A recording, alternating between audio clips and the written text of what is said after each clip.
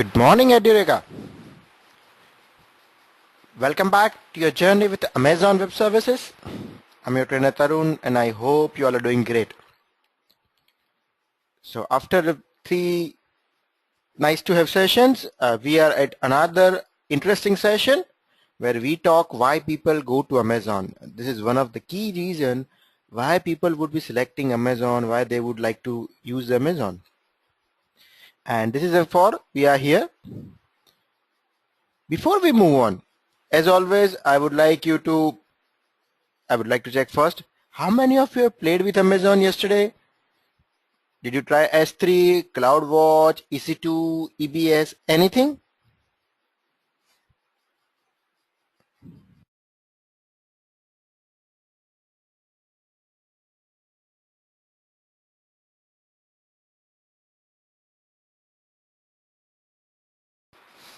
Anyone?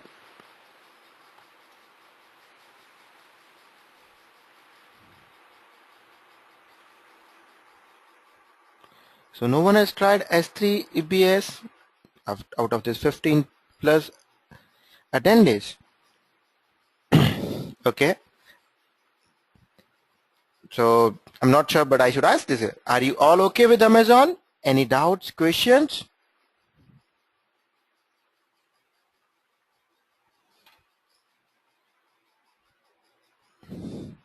You can't hear me?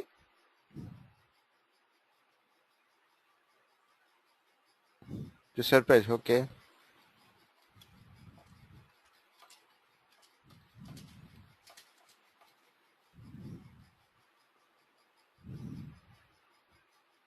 Hello?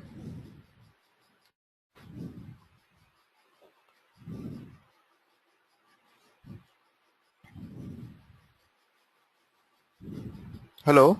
Hello? Hello?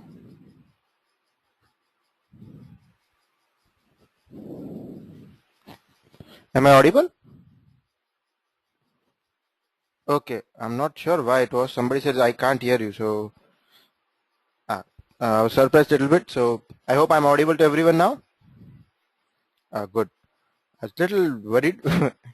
So I'm back. I just wanted to know, has anyone tried with Amazon yesterday? Did you play with Amazon? S3, CloudFront, sorry, CloudWatch, or even EC2 EBS? Oh, good, Muthu S, and great Muthu. I believe you already tried EC2 EBS also. That's great to know. Anyone?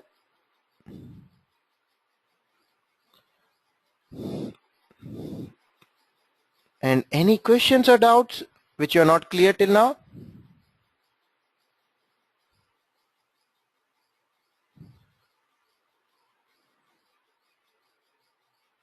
Any questions or doubts? Yes or no?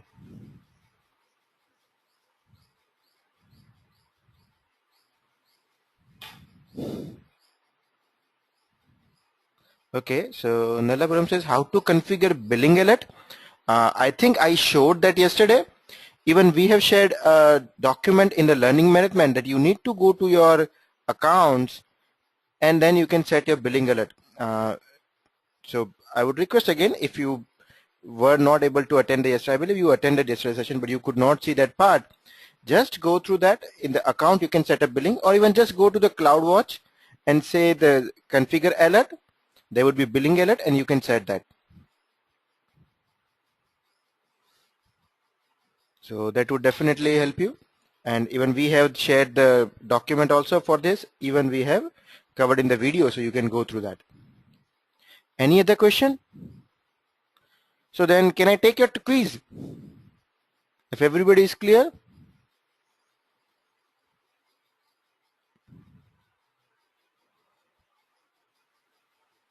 Great. So let's start as always with some recap part. And I would like everyone to participate if possible and as quickly as possible, because today's session is little lengthy, and so we should focus as early as possible here. Question number 1. What are the 5 attributes of cloud computing?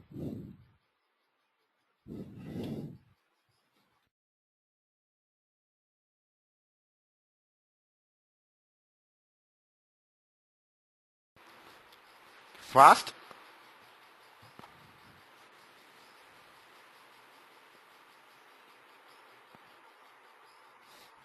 At least you can try a few.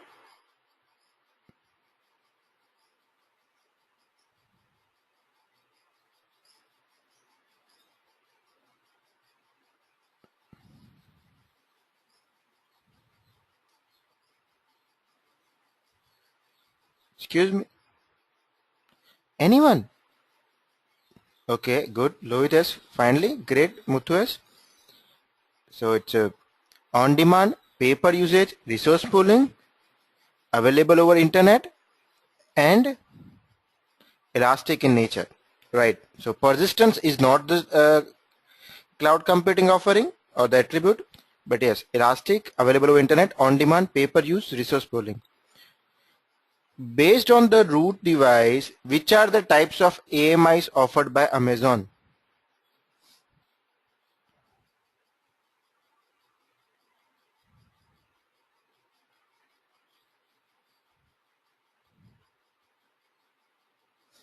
I request again everyone, please be little quick. Perfect answer from Muthu. Instant store back and the EBS store back. Great. What is the difference between two?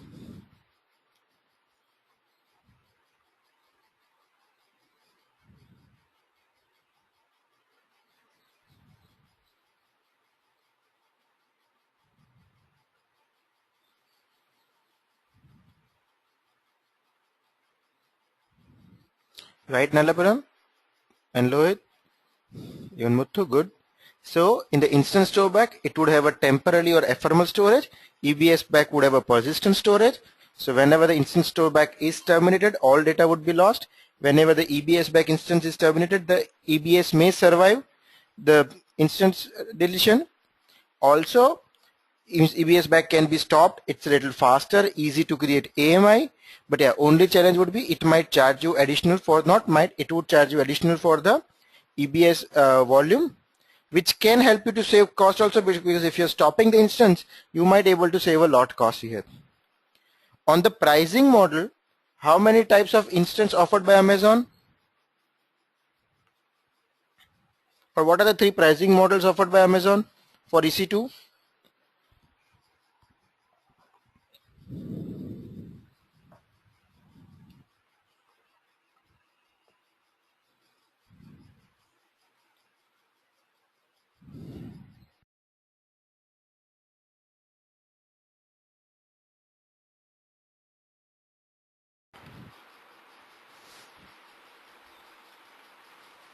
No one? No, Muthu, that's not the right answer. That's you gave for the EBS volume. For the pricing part, it's the on-demand, spot, and the reserved. Now, what kind of a IP address offered by the EC2 instance?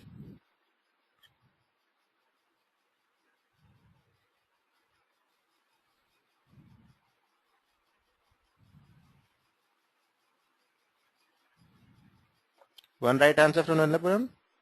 Second from Muthu. Anyone else? I see only 2 or 3 participants active. I would request everyone at least try.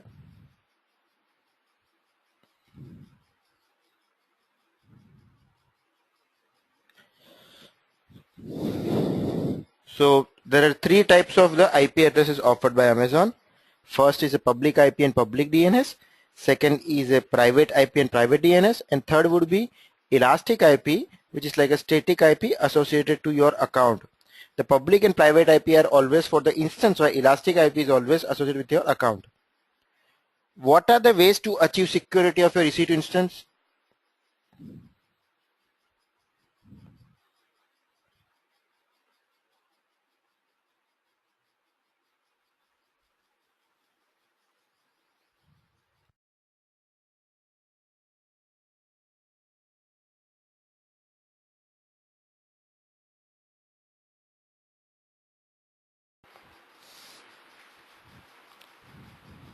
One right answer is a secured group. Good. Second is Right answer again, you can achieve the virtual firewall with VPC. Again, I won't say virtual firewall means VPC. Virtual firewall means security group. VPC is for the subnets and all that. One is more encryption you can do. Another would be you can use the key pair file, the private key pair file. That would also help you to achieve the security. I think Muthu already answered the question. So one answer. There are three types of the EBS volumes: general purpose, magnetic, and PIOPS. So one last question as of now. How do you achieve the backup of EBS? That I would say it's a second last.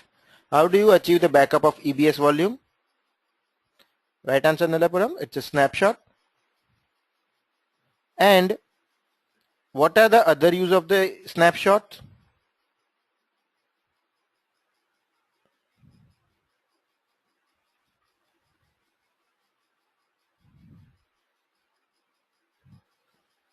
Right, Lohit? Right, Nalapuram? Right, Muthu? Snapshot is used for a multiple purpose. It's used to create a point-in-time backup recovery. It also helps you to achieve high availability because you can create a new volume in a different region or a different using the snapshot copy. You can also use the snapshot to create a new volume in a different zone. You can also use to create a higher size of the volume. So there are multiple use cases of this. And one most important to notice, snapshot is an incremental backup. So I hope this gives you a good backup or the good recap of the day 1 and day 2. Now I hope everybody remembers this, and I still wish if you can do little hands-on with the day 1 and day 2 and day 3, rather day 2 and day 3, that would definitely help you, because we would be now going little further and further advanced, and the topics of the day 2, 3 would definitely help you. So do try that. So now I'm going to start our today's session, but before that, any questions?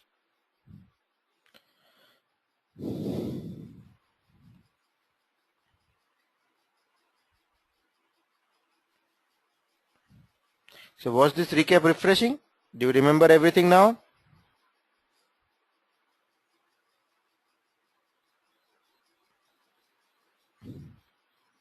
Good. Today's session, we would be going to talk about the one of the core use of the Amazon. Why do people go to the Amazon? And remember, we talk about the elasticity and scalability and all that aspect. That's the one of the core aspect, because if someone is offering you on demand, if that adds some kind of a automation with that, which can help you to scale up, scale down at per certain conditions, which would make your life so easy to live in the cloud.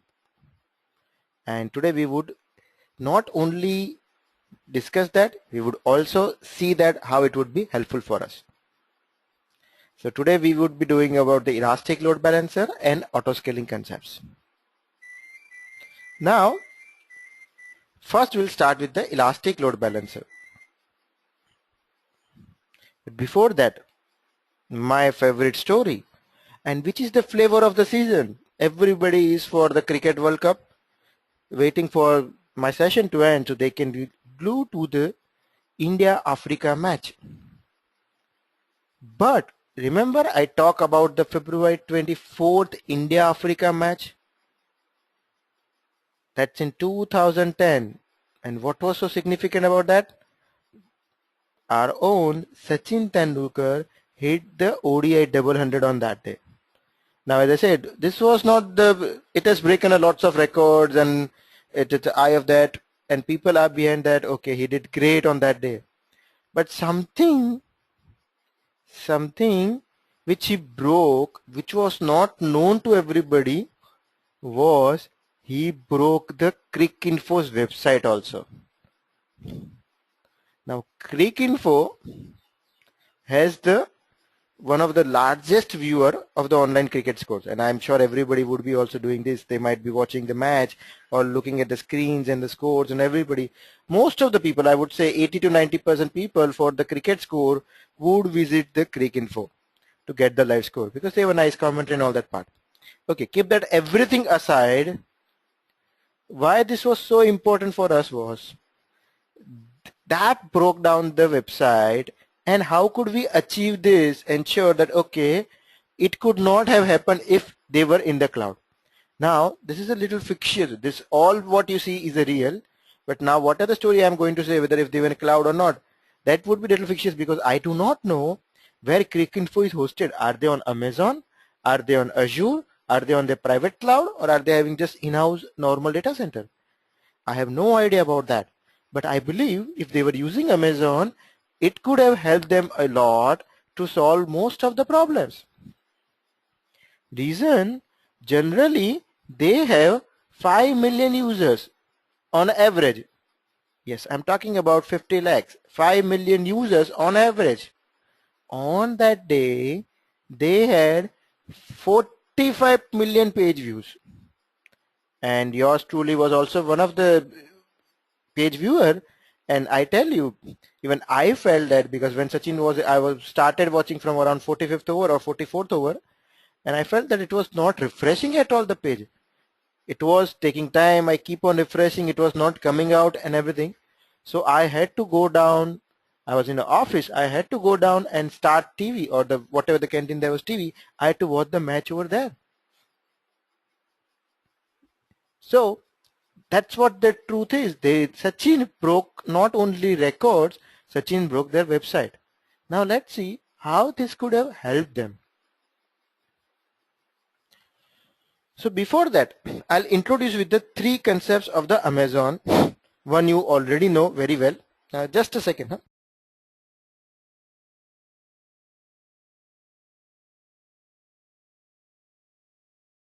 One you already know very well, which is Amazon CloudWatch. We talked about that yesterday. And that reminds me, how many of you have set your billing alarm?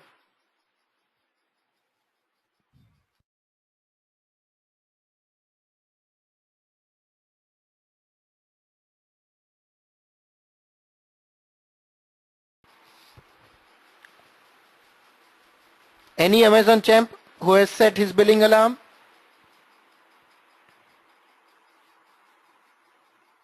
Come on, you must do that without fail. I request again everyone, do that without fail. You need to set your billing alarm. Do you have any doubt about setting billing alarm? Because I got a one question, but I believe Nalapulam is question clear now. But anyone else, are you clear about setting the billing alarm or not?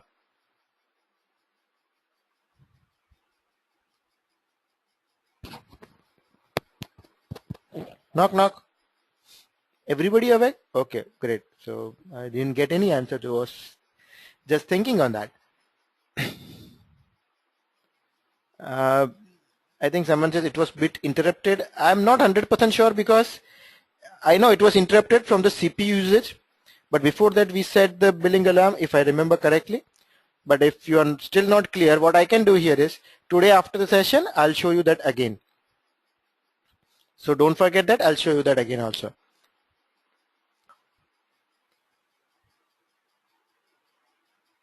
Now we know about the Amazon CloudWatch.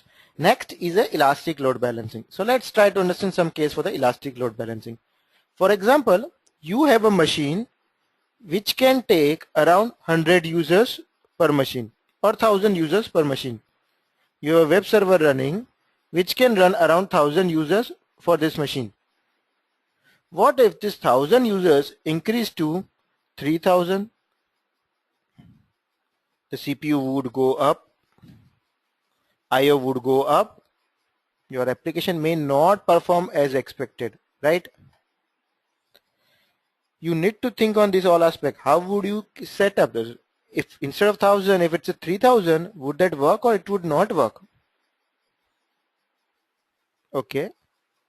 So what is the solution here? Let's try something. If I have one machine here, one machine here, one machine here, and there is a load balancer software. I'm not sure how many of you know the load balancer, but HA proxy, Nginx, and there are so many load balancer software which can help you to distribute the load.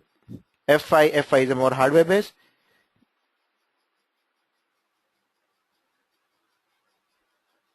So what would happen? All the incoming traffic would first hit the load balancer, and load balancer using internal algorithm set the traffic over here. So in this case, when 1000 reaches to 3000, this load balancer would be able to manage because it would set the traffic here to 1000 here, 1000 here, 1000 to third instance. In case it's from 3000 it reaches to 6000, it will still manage it well, saying it sends 2000 here, 2000 here, and 2000 here.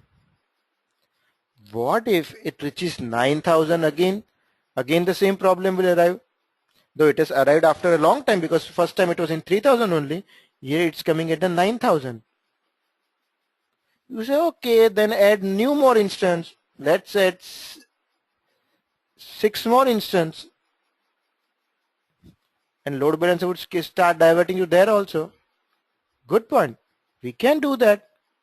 So in that case, each would having 1000 only, and they all would be working same, and load balancer would keep diverting traffic over there. But question would be, Tarun, you said everything is right. We understand. How do you add 6 more instances? We don't have a magic wand, so we just spin across and 6 more instances are ready. Do you understand? Have you worked ever in an infrastructure, Tarun? You are a Java guy. You don't know if I want to set up this kind of a 6 more instance, so many configurations I have to change. I have to configure my load balancer to take up that. I have to purchase 6 more instances. I have to set up everything. You just keep talking. Just think, are you sure? If you have power of auto scaling, it would be possible. Auto scaling can help you to spin up new and new instance as per your requirement based on certain conditions, and it would be attached with the load balancer, which will help you to distribute the load.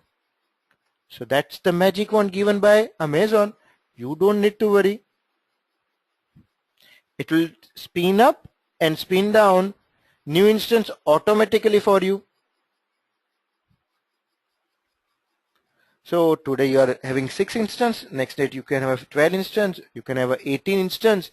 As per your requirement, configuration, you can do everything. Now before we go a little further, just remember, elastic load balancer can work independently very well. It will just keep distributing the traffic across that. Load balancer, auto scaling can also work independently very well. It can also distribute the traffic. It can also spin off the new instance. So new instance, it will keep up spinning as per requirement, and if not required, it will terminate the instance also. Now everything is doing fine. They all are working good in tandem, or rather they are working good individually. If they work together in tandem, what can they offer you? Let's go to Cricinfo again and see if they can help me or not. In the Cricinfo case, all star, I would say the conditions apply here. All the numbers and servers are all fictitious. It is just for your reference only. Okay, so with this star, let's understand Cricinfo is having around 1000 servers as of now. So each server represents 250 as of now. Just understand. So it's a group of 250, group of 250, group of 250, something like that.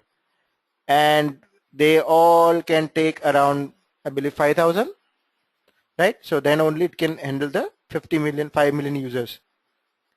There would be a load balancer, which would be diverting traffic over here. So you might have set up elastic load balancer, which would be diverting traffic to these 1000 servers over the here. Now you also configure CloudWatch for this group, and you set up an auto scaling group here. Let me make it green. You set up an auto scaling group here. This is your auto scaling group, which is a group of the instance, and you ask CloudWatch to monitor this auto scaling group. At the auto scaling level, you set up 2 conditions. If my network IO is more than 10,000 KB, just an example, or if my CPU utilization is more than 60%, that means there is something wrong. but 60% of 10,000, this is for the continuous period of a 15 minutes. Then add 250 more instance. And you also add one more condition here in the auto scaling. When my CPU is less than 20%, for 30 minutes, you remove 250 machines. Just a condition you're setting here. Now let's come to a case.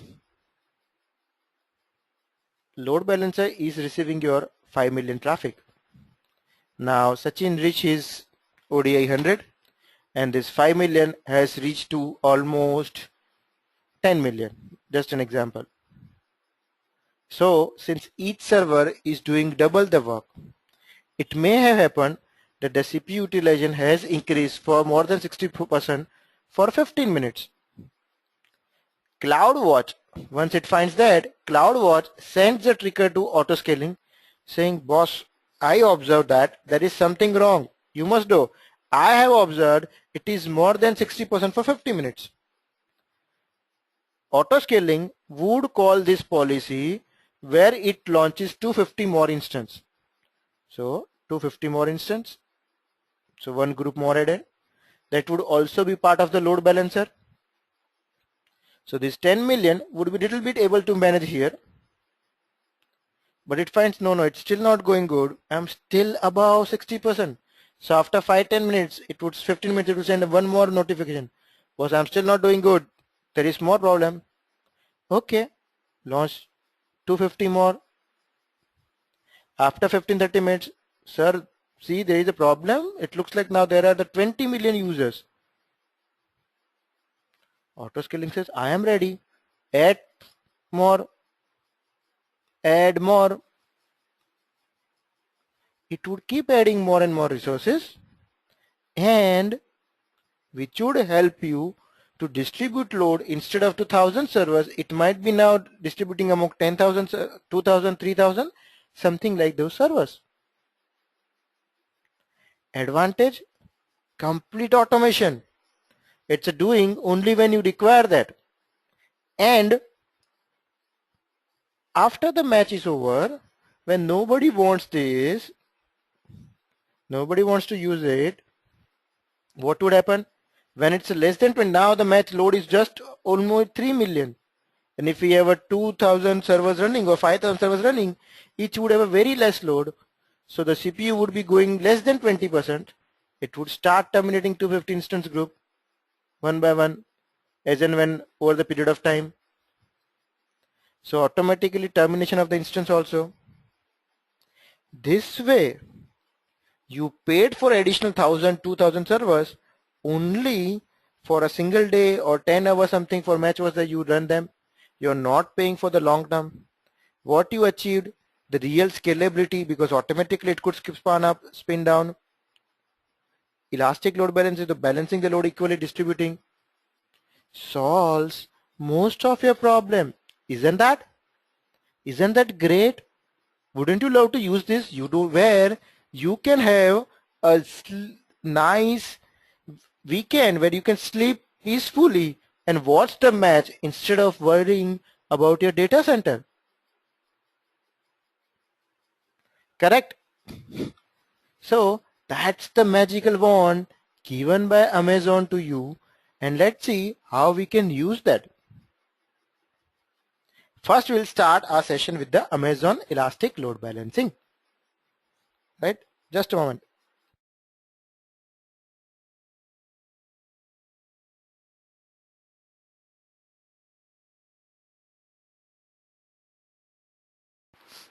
So like across India, I'm also having a bad flu. Thankfully, it's not a swine flu, so I'm still healthy and doing well. So in Elastic Load Balancing is automatically distributes incoming application traffic across multiple Amazon EC2 instances. We showed that. More important aspect is once it's a diverted traffic is coming to these instances, and if one of the instance is unhealthy due to any reason, remember we talk about the system health check, the system check pass and the instance check pass, or there is something wrong or where web application server is down. Due to any reason, instance is unhealthy, Elastic Load Balancer would terminate it automatically and routes traffic to only healthy instance in this case.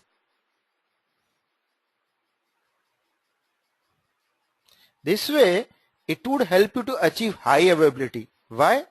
For example, you have launched instances into separate availability zones. Remember, I'm talking about a zone because load balancer can route traffic only within single region. All instance has to be in same region because load balancer is a region specific. So if it's in a US East zone 1A, zone 1B, it can do that. But if there is an instance in Singapore region, this load balancer cannot send traffic there. You have to create another load balancer here.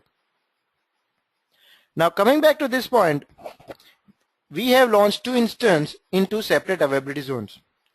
Now due to any reason, if one of the instance fails, the zone is down, any other thing, you still healthy because it would automatically detect this and keep sending traffic to the healthy instance only, which would help you to achieve real high availability.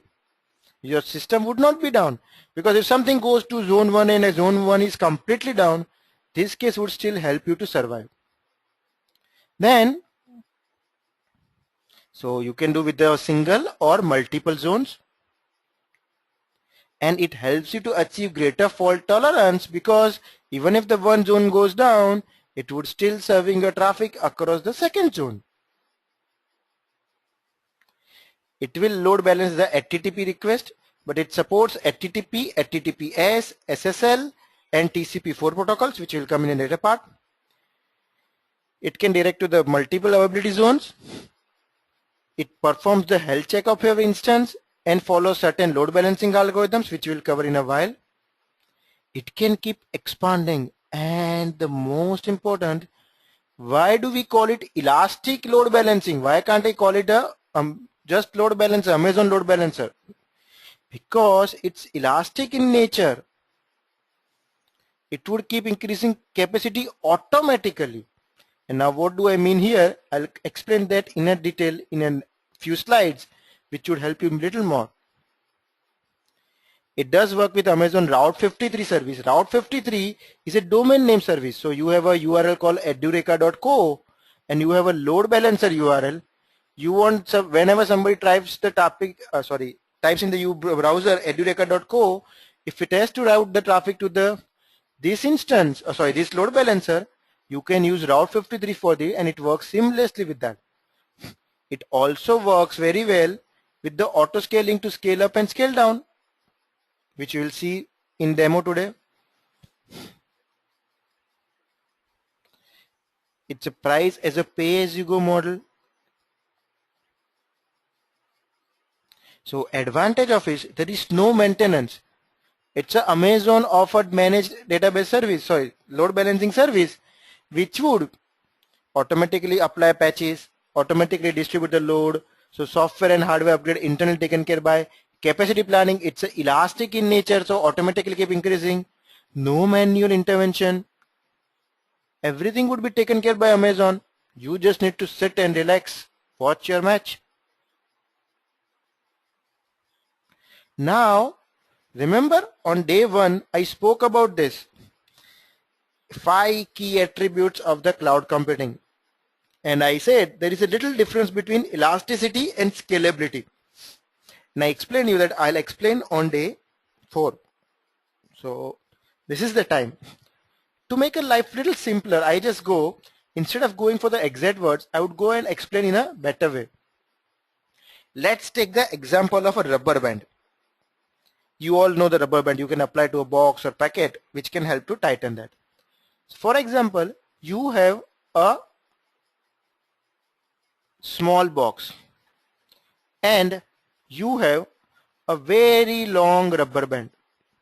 Now what would you do in this case? When you apply here this rubber band, it would be still be pullable, right? There would be a chance to pull more. So you would apply one more round here. It's still pullable because it's a long rubber band. So you apply one more round here. You think it's still pullable. You apply one more round here this way. Now it's tight. Now you cannot pull it more. This is a tight enough box now. The box would also not open. The rubber band you have optimally utilized. So now it's not loose enough. What did you do? Optimally utilize the resources as per its capacity or as per its elasticity. Whatever the rubber band you stretch more, keep on applying unless its elastic is completely utilized. Now beyond this, you cannot stretch it more. Optimally providing the resources. So for example, just now a real life case, you have a 100 GB hard disk or 100 GB RAM. If only one user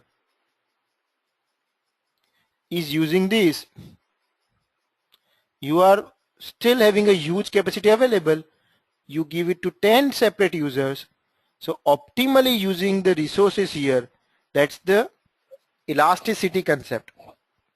You are off, or you are using the elasticity. So as much as the resource is available, you are using that. As much as you can stretch the resource, you can use that. So ability to utilize resource in a dynamic and efficient way. Now this is not the exact resource pooling I am telling. Resource pooling is different. Here the whatever the resource capacity you are using that. Remember the rubber you pull more because it's possible. You can do that. Right? That's what called the elasticity. Now let's take another case of the scalability. You have a big box here and you would have a very small rubber band. So you applied that rubber band here. Now that's it. You cannot stretch it more. That's not possible. So but box is still loose. It's not tight enough. What would you do? You would apply another rubber band. You took second rubber band. Box is still not there. You applied another rubber band over here. Now the box is tight enough. So one resource is optimally utilized. After that, still you want to grow big, you use the scalability feature. Ability of a resource to get big without changing the design. So the rubber band seems you are not changing its design, stretching anything more. You are adding more resources in a parallel some way. To use that, say keep the same design but use the resources so you can get the best output of that. The same case we talked about before, you have a 20 GB machine, but your resources consumption are so much, you need at least 40 GB RAM machine. What would you do?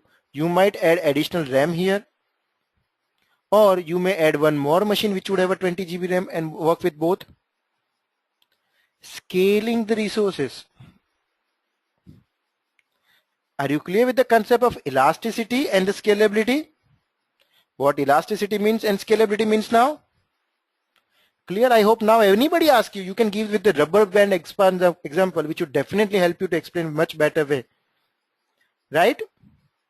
Everybody clear?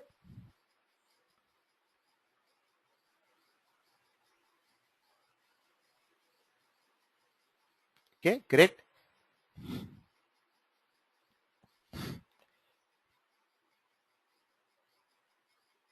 Okay, so Ricardo has a question, but I would park this question for a while. At the end of the session, I can take something out of this and something more on the day 7. We do have the answers for this, but we'll park it for a while. Ricardo, on your question. ELB features. Elastic load balancer.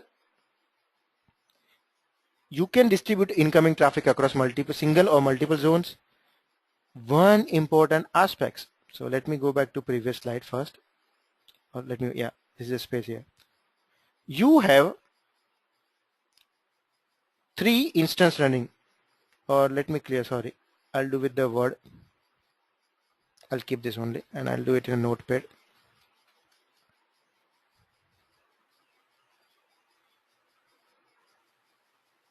You have 3 instances running. There is a load balancer. Let's take the case of Flipkart. That's the flavor of the season, right? Now somebody comes here. This is a Flipkart load balancer. I'm just going to say this is a load balancer, right? So what would happen when somebody comes here? The traffic would go to the number 1, number 2, or number 3. Now load balancer supports 2 kind of algorithm. First algorithm is said round robin algorithm. In the round robin, first request to number 1, second request to number 2, third request to number 3, fourth request to number 1, fifth to here, sixth here. It would round robin way, it would keep passing. Now in the flipkart.com, you send the first request and you say I want to track my order. So in that case, when you say track my order, Flipkart says, hey, please log in again. You need to provide your credentials. That's a valid thing. Okay. So the request goes back. He provides his username and password and he sends that. The data comes here. A user session would be created on a web server, right? Generally people create a user server session on the web server to track the user. Right? Most of you might have used the HTTP session to create a session with the web server. It would be here. Now, what happens here? The next request, when he clicks on the my account, that request would come to the number 2.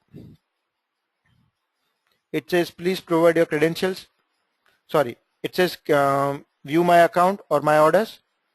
And instance 2 does not have this web session of this instance stored. It would say, please log in again. So it would send back the request. See, this is a round robin, so request can come to any of the instance. And the user says, what happened? Maybe I did not put that right away. Let me put it again. So he put the data and now he clicks says, show me my account. Request comes to the number 3. Number 3 says, I don't know you. Who are you? Can you please create your account? And now the user is furious because when the request comes back, he says, there is something fishy here. Why does he keep sending me back? I don't want to do this. I don't want to do this part. I don't want to use the Flipkart at all. It's not a trustworthy for me. This can happen, right? How do you overcome this situation? If you have 3 instances, a load balancer, when you send a request to the first instance, there is a property called sticky session. I'm not sure how many of you have used this before, called sticky session. You know the sticky wicket, right? This is a sticky session. You stick that. Whenever the request comes first time, based on round robin, it may go to this instance or number 2 or number 3. But after it goes first time, the IP address of the user would be bound with the IP address of the instance, such that henceforth all the requests from the user, same user, would go to the same machine only. So if you have created a session here, it would serve your purpose and it would work very well. Sticky session, you are sticking this. Elastic load balancer supports both the algorithm. But remember, this is not a great option to use. What if this instance get terminated then? All your session information lost, right? Plus, it may happen that, sorry, just a second.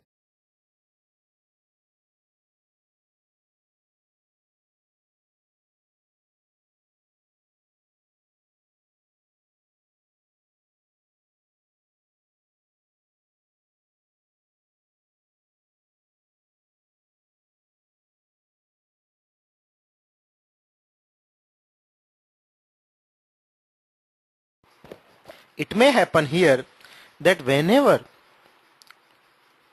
the user 1 has come here, or for example, I just say the another pen color and say, for example, the first user came here, he is still doing something. The second user came to the number 1, but it is log off. the third user also came here, it is still doing something. Fifth user is coming here, it's still doing something. So it may happen that due to sticky session, some of the instance might be heavily loaded because we don't know that their usage pattern, so they might be on the same instance. So some instance might be heavily loaded. So it may happen that this instance might have a 200 users running. This instance might just have a 10 only because they are bound with a sticky session. So sticky session is not a great option to use, but yes, it's still a scalable and better option. There are workarounds to the sticky sessions, which we'll see when we progress further, or in the best options we'll see on day 7 when we do the real architect design. Coming back to our session, ELB supports sticky session as well as the round robin. It supports the SSL termination also. It works with the CloudWatch very well. You can use the command line tools, APIs, SDKs, all that. You can build the fault tolerant application using this EC2 in the multiple zones. You can do the auto scaling. You can add and remove the instance on the fly. Everything is possible. Now, just one slide, then we will go for the demo. So ELB, how does it was internal scalable part. So ELB has a two main component. One is controller service, another is called the load balancer. So this is your load balancer. Here there would be a controller service also. In the ELB, there would be a controller service and load balancer both. So whenever the traffic comes, and it would be for a per user. So whenever the traffic comes, it would be coming to this load balancer. Now controller service keeps monitoring and even decide the redirect rules. So controller service would say, okay, where should the traffic go? Whether it should go to zone 1 or zone 2. Initially, the problem was, initially means around a year back, there was a little problem with Amazon where it was always routing based on zone. So for example, in zone 1, you have 3 instances. In zone 2, you have 7 instances. But as per round robin, first request to zone 1, second request to zone 2, third request to zone 1, fourth request to zone 2, and each instance over there. So what was happening here?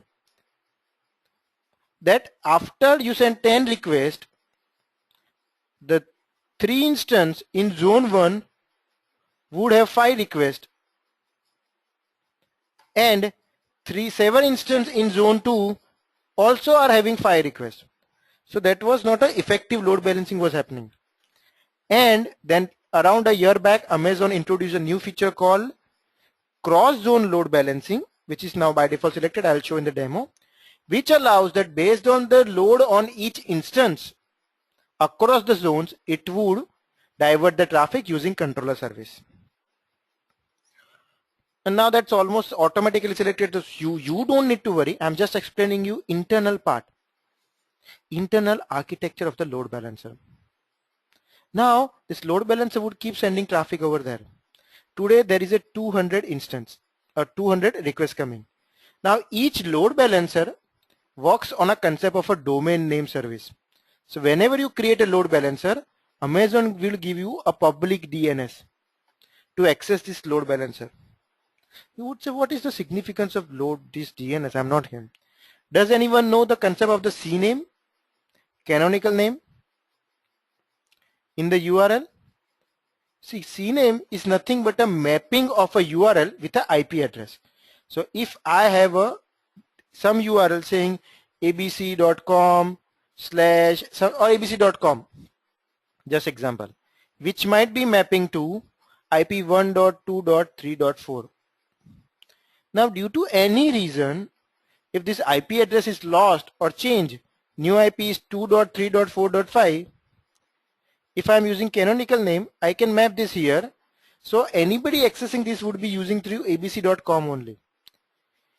Same concept here in the Amazon also. They give you domain name system which follows the canonical name of model. Now you would say, why this is all about? What are you talking about canonical? Why does it need? So at the end, this is something a virtual machine or virtual server which is having a load balancer algorithm. This machine would have certain IP address, right? Each machine needs to have IP address to connect over there. So for example, you say when you created a load balancer, it might have internally IP address of 3.4.5.6. Amazon would give you a DNS.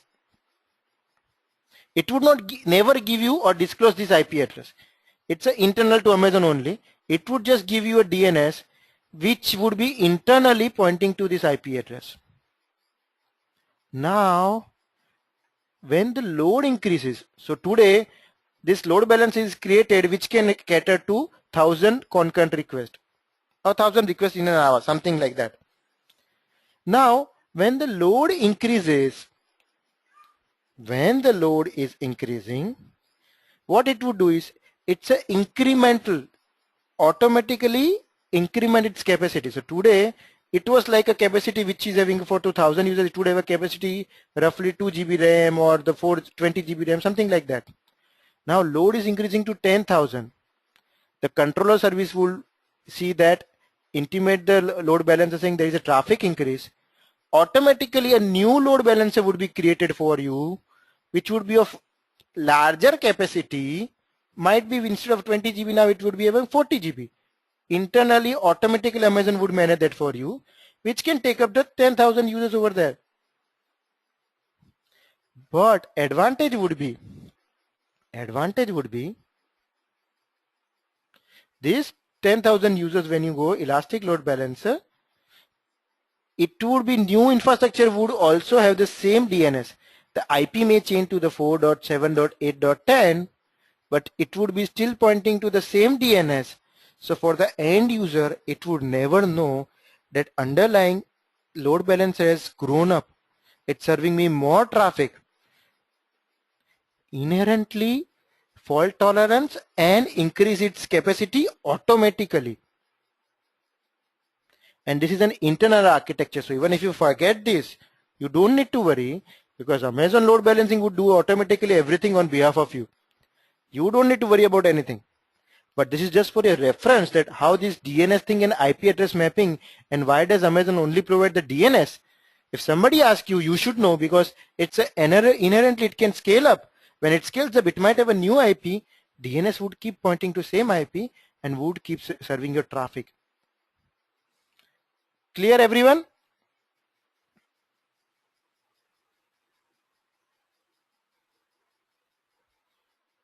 Now, how would we use it?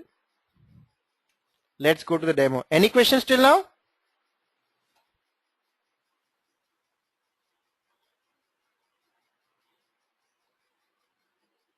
Anyone?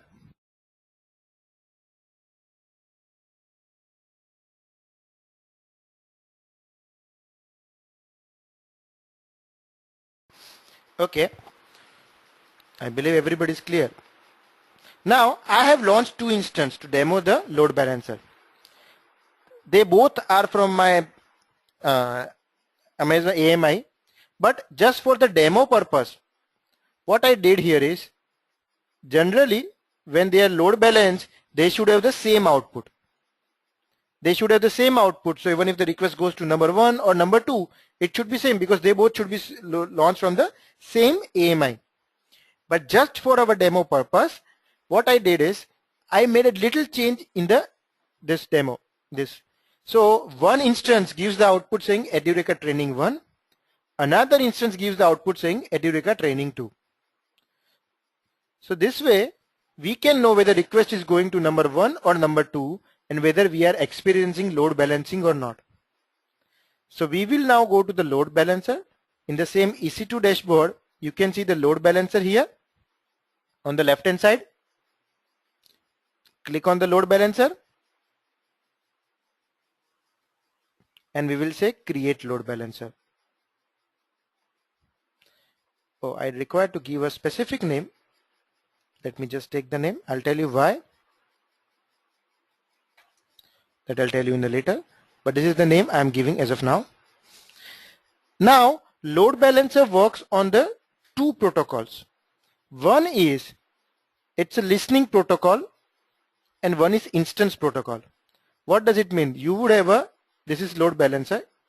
It receives the traffic and sends traffic to the instance, right? Now in this case, what would happen? Load balancer would listen, that is called the load balancer protocol, on which port it listens. So it can be load balancer itself is listening on HTTP, HTTPS, SSL, TCP. Same way, instance might be also listening on separate protocol or port. It can be HTTP, HTTPS, something like that. So it may happen like you are running a Tomcat and your instance is listening on port 8080. That's possible. You can go there. And your load balancer might having a HTTPS certificate. So you set up here HTTPS, your instance might be listening on over there 8080. This is possible. Or both can be HTTPS also. Or we would go with this as of now for HTTP case only. The load balancer protocol on which load balancer listens to, and the traffic on which port it should send to the instance, that is called the instance protocol. Now I say continue. Now this is how the load balancer performs the health. Remember I told you load balancer performs the health of your instance. Now how does it perform? What it would do here is there would be a load balancer. Sorry, bad right. And this load balancer would have some traffic coming to this. Now what you can configure, okay, this instance is listening on port 80. This instance is having a index.html here. So the load balancer will keep pinging on index.html on port 80 at certain regular interval. When it pings there, it would receive some reply. If it receives the positive reply, it means that instance is working fine. If it does not receive, there is something wrong. Now how does it work? So let's see, I'll draw something with different color. The instance has pinged this, load balancer is pinged on port 80 to instance. How frequently would it do? That is configured here at the health check interval. Health check interval says every 30 seconds you should ping all the instances to check their health. Okay. And then if you get back the response in 5 seconds, this is your response timeout. If you get back the response in 5 seconds, it's a healthy instance. If you don't get back the response in 5 seconds, that means there is something wrong. So does it mean if I get one wrong, if I don't get the response one time, should I mark it unhealthy? No. There could be some network issue. So don't mark it unhealthy in the one count. If you get 9 unhealthy, sorry, my pen. Yeah. 9 unhealthy continuous, no responses, or continues 9 times, you do not get any response, mark the instance unhealthy. And if you get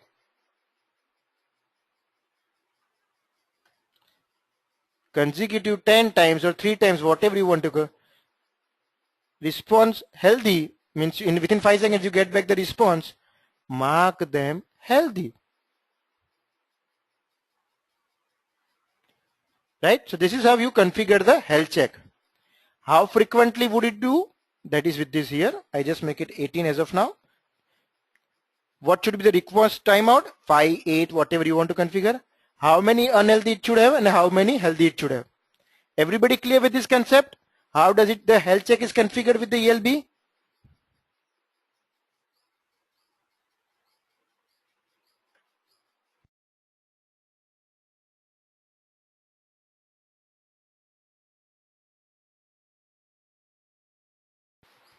Everybody?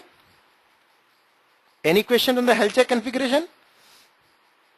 Okay, great. Now, once your health is configured, what you would do is, you add those instances. So I'll add those 2 instances here. These 2 instances, I want to add it. Currently, they both are running in zone 1A. So that I'll change in a while. Remember I spoke about the cross-zone load balancing? It can span across multiple zones as per the instances and does not do exactly zone wise, by default it is selected. What is connection draining? I'll explain in a while.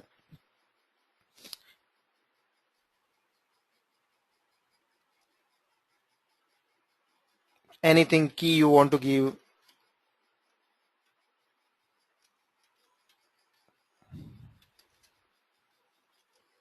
Or cost center is IT. Now you review everything and you say create. It will start creating your load balancer. The load balancer is created. When I go to the instances first, you would see both instances would be out of service. Why? It will say instance registration is still in progress. Why are they registering instance? Because it has to perform a health check on the instance. Ping the instance, whether they reply back, whether it works fine, everything. That's where the instance registration. So around a minute it would be up and running. Second thing would be currently it supports only zone 1A. Let's change this and add other zones also. It should support all zones in the future. So even if the instance is launched in some other zone, it should work for you. When I go to the description, you would see it has given me a URL. This is my domain name. Remember I said the concept of the CNAME canonical name. I can use this. This is a record. This is IPv6 record. And this is a dual stack record. Dual stack is where the browser which can support both IPv4 and IPv6, this where this dual stack would work. The browser where it supports only IPv4, it would work here. And this is for the IPv6. Now, scheme is internet facing. Status currently is no instance is running as of now. It's running on port 80. It supports all availability zone. Cross zone load balancing is enabled. It would by default create a security group for the security purpose, which would be linked with the EC2 instance. And access logs. You can do access log here.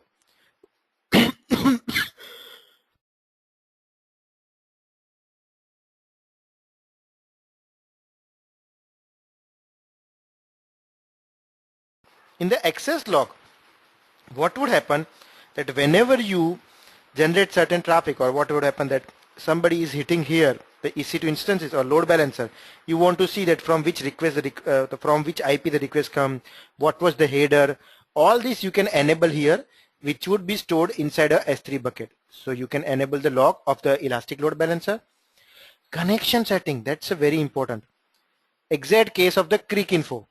What happens in the creek info? You see the page refreshes at every 60 seconds. It keeps pulling the score at every 60 seconds. Now there would be a connection established when you run the creekinfo.com and the score is open. There would be a connection tunnel, or the network connection would be set up. So this is the end user, the browser. Sorry. This is my ELB and this is my EC2 instance. So whenever the request is coming, there would be a tunnel set up here. Between there would be a connection set up here between ELB and the user browser, which would be, and internally it would be sending traffic here. Now, if it keeps pinging at every 60 seconds or every 45 seconds or every 2 minutes, after 60 seconds, the connection may time out. So if it goes and tries to get the data after 2 minutes, it may need to re-establish the connection again.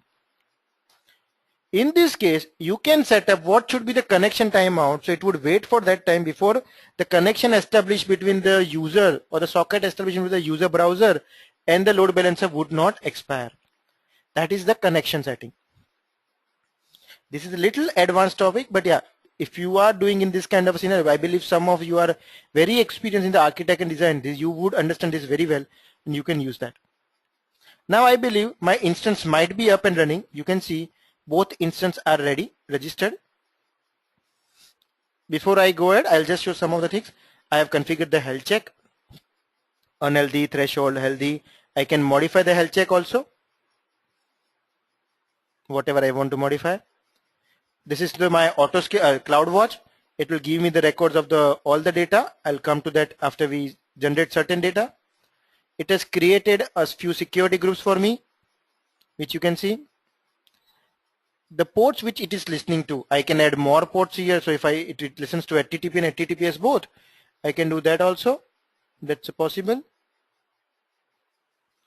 Then the tags whatever I configured. Now let's go and access our load balancer.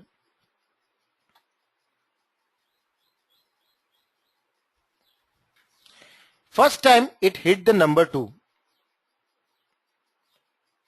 Second time number 2. Third time number 1. I keep on fast. Fourth time number 2. Fifth time number 1. Sixth time number 2. Seventh time number 1. Eighth time number 2. Ninth time number 1. 10th time number 2. 11th time number 1. See the round robin? It would keep redirecting. And it's time for you all to do this. I'm sending the URL to every one of you. Please try on your machine and let me know whether it works for you or not. What do you get? Keep refreshing.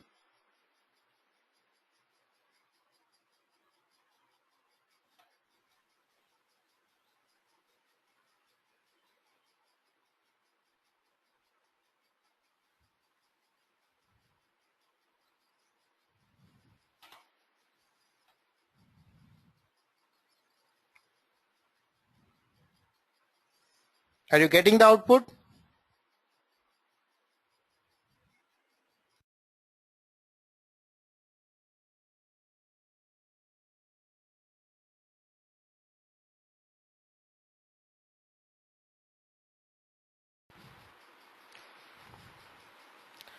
Right? 1112211.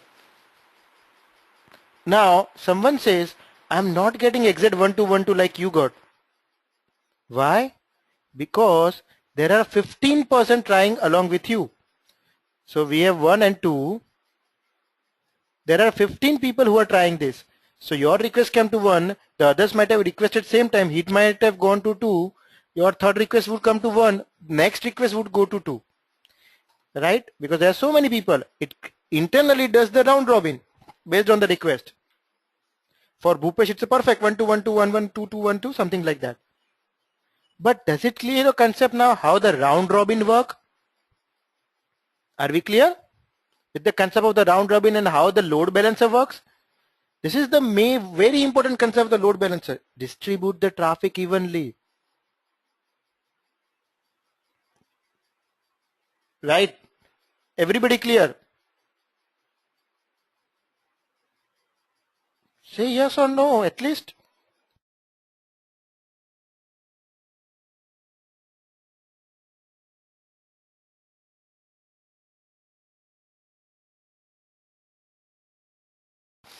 So Ricardo says it put in a queue. Sorry Ricardo, I'm not clear with your question. Can you please clear?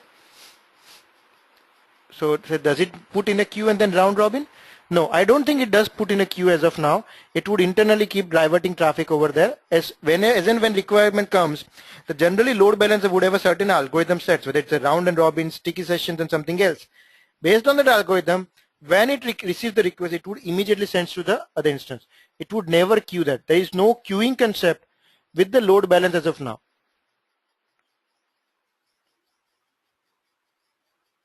Because it would be more synchronous. It would never be, the queue would add little asynchronous part there. They would not go. It would be a synchronous. Whatever the request comes, it would go there.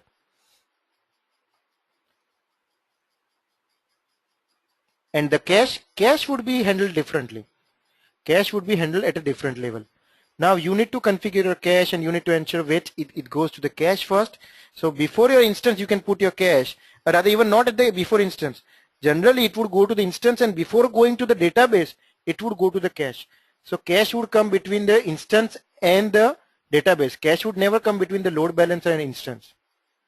Right? Does it make sense now?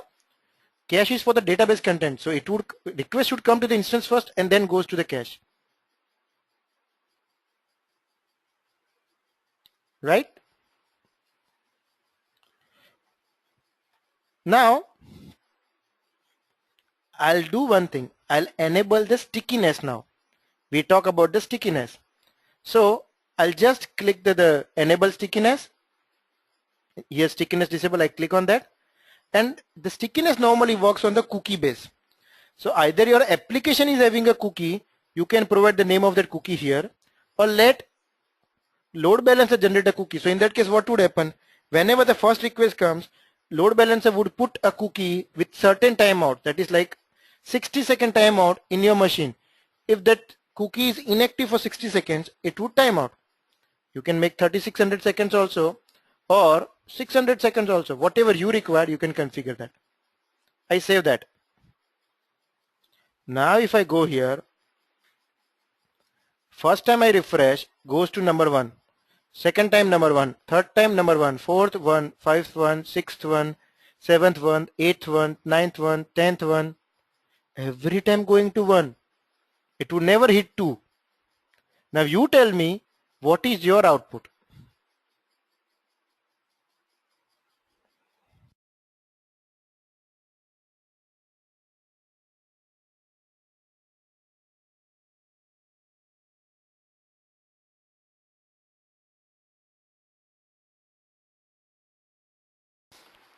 So Ricardo always gets 2, Suresh always gets 1, Padmanabhan always gets 2. Right? Does it make clear? First time your request might be sent to 1 or 2 based on the load or round robin. So Ricardo's request was, my request was sent to 1, Ricardo's request was sent to 2, Padmanabhan's request was sent to 2, Bhupesh's request was sent to 1, something like that. Now every time I or Bhupesh keep on requesting, it would come to 1 only. And Ricardo and Padmanabhan, it would come to 2 only. Right? Does it make sense now how it works? The sticky session, it would be now bound to your instance. Your IP would be bound to the instance over there.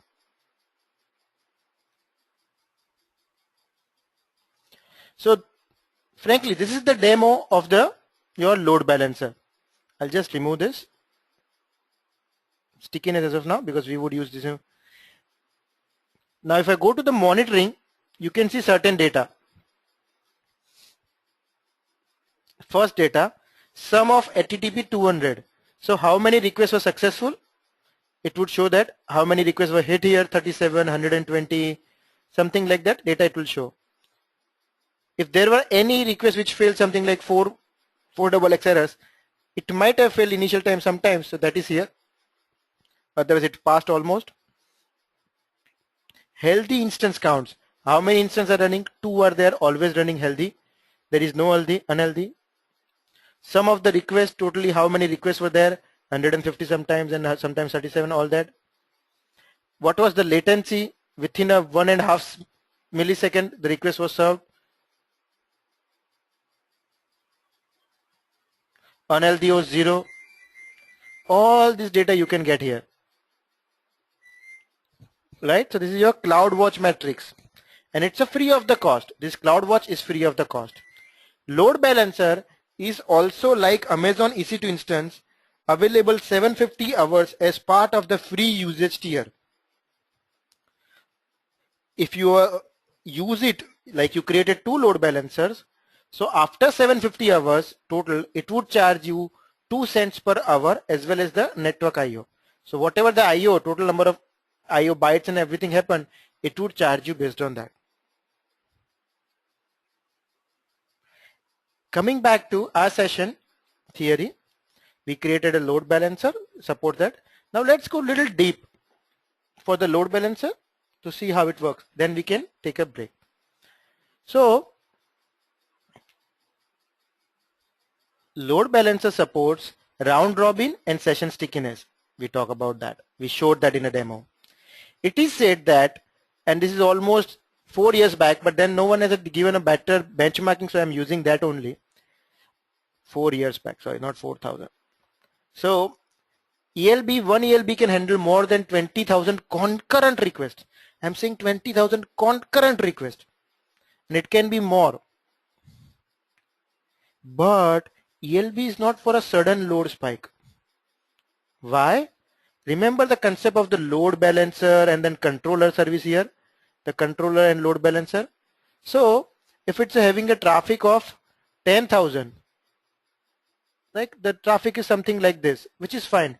Suddenly if there is spike which takes you to 1 million, from 10,000 to 1 million, this is a inherently scalable, but it cannot in 2 minutes scale to the 1 million just like that, from 10,000 to 1 million, right? So it may not be perfectly fitted for the sudden spikes.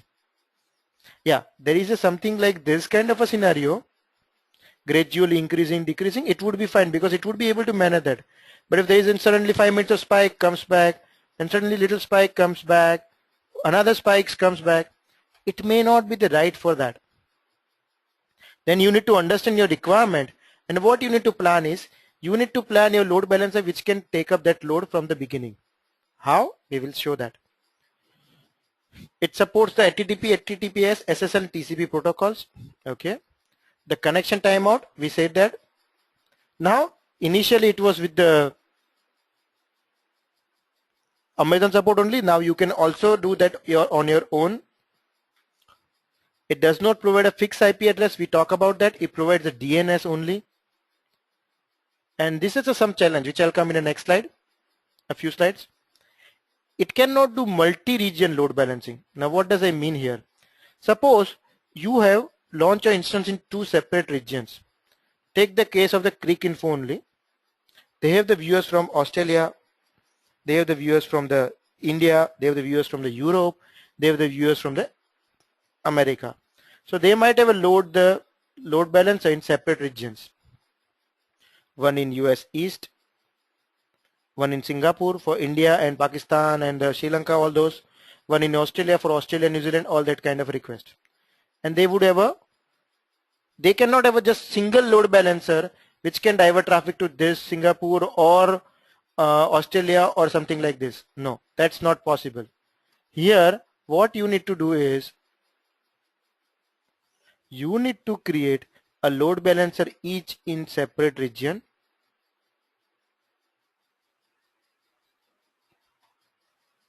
And use Amazon's own Route 53 service, which does latency based routing. Latency means if request is coming from Singapore, or request is coming from Asia Pacific, request is coming from Europe, request is coming from Americas. Based on that latency of this request, it would automatically divert traffic to this zone load balancer, or this load balancer, or this load balancer. Internally they would have their own instance only. This is a very highly available, highly disaster recovery system design, which we would talk on day 7 in detail, but I'm just giving you for a reference that this is the way. One load balancer cannot span across the regions, but you can create the load balance in the separate regions and then use the Route 53 with that, which would help you solve the problem. Okay. Load balancer can be pre-warmed. I was just talking about that.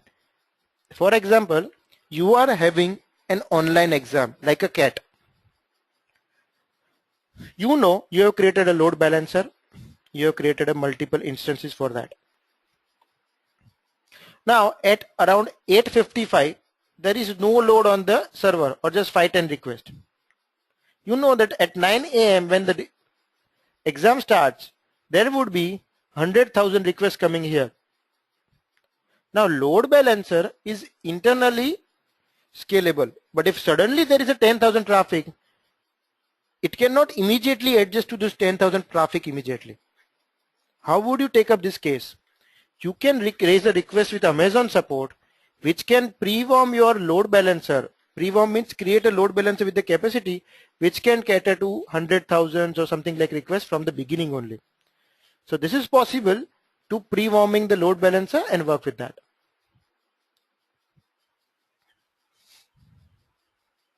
Now, there is a little challenge was with the Amazon. The challenge was, remember, load balancer gives you DNS only. Now this DNS maps to certain IP address. That's a 1.2.3.4. Now, not only this, your browser, you all know, your browser and your ISP service providers, and there are even so many internets, they would be caching those services. So first time when I requested edureka.co, it went to the 1.2.3.4. So my browser or my internet service provider might cache that whenever someone next tries to the edureka.co, directly take him to the 1.2.3.4 only. But what is the challenge here? Challenge is if the IP changes now, because load balancers scale up, so IP is now 3.4.5.6. In that case, now when the request comes, if there was some caching done, it would still try to point here and would not take you to the right address. And there is a worry, people had something about that in the past. Amazon has improved a lot. They tried to create crash and all that, ISP level and all that. But there was something this. So if you encounter this kind of a problem, you can always approach Amazon support team or try to ask your users or somebody to clear the cache. So that's just for your reference, and I've given a link of the at the bottom, a thread, Amazon's own thread. There is a forum, that there is one. When you get this PPT, you would be able to see that. Now, let's see what new features added by Amazon recently. Recently means it's just around a year since that Amazon added. We talk about the cross-zone load balancing, where it would be diverting traffic across the zones based on the number of instances in that zone that it would be doing. Second is we talk about the access logs. You can configure your logs over there. Third, I spoke about that ELB DNS with the Route 53. Now there is one more when you want to achieve. You have a Route 53 which is diverting traffic to load balancing in region 1, region 2 and region 3 based on latency base. You can also configure here the DNS failover. So if there is something wrong in the region 1, if this is not running, it would send that to the healthy region only. That's also Route 353 performs with the health check, and it would be doing internally. Security enhancement. Amazon did a few security enhancements. They added a forward secrecy. Now, does anyone know about forward secrecy, preferred forward secrecy? Anyone knows about this? Perfect forward secrecy, sorry.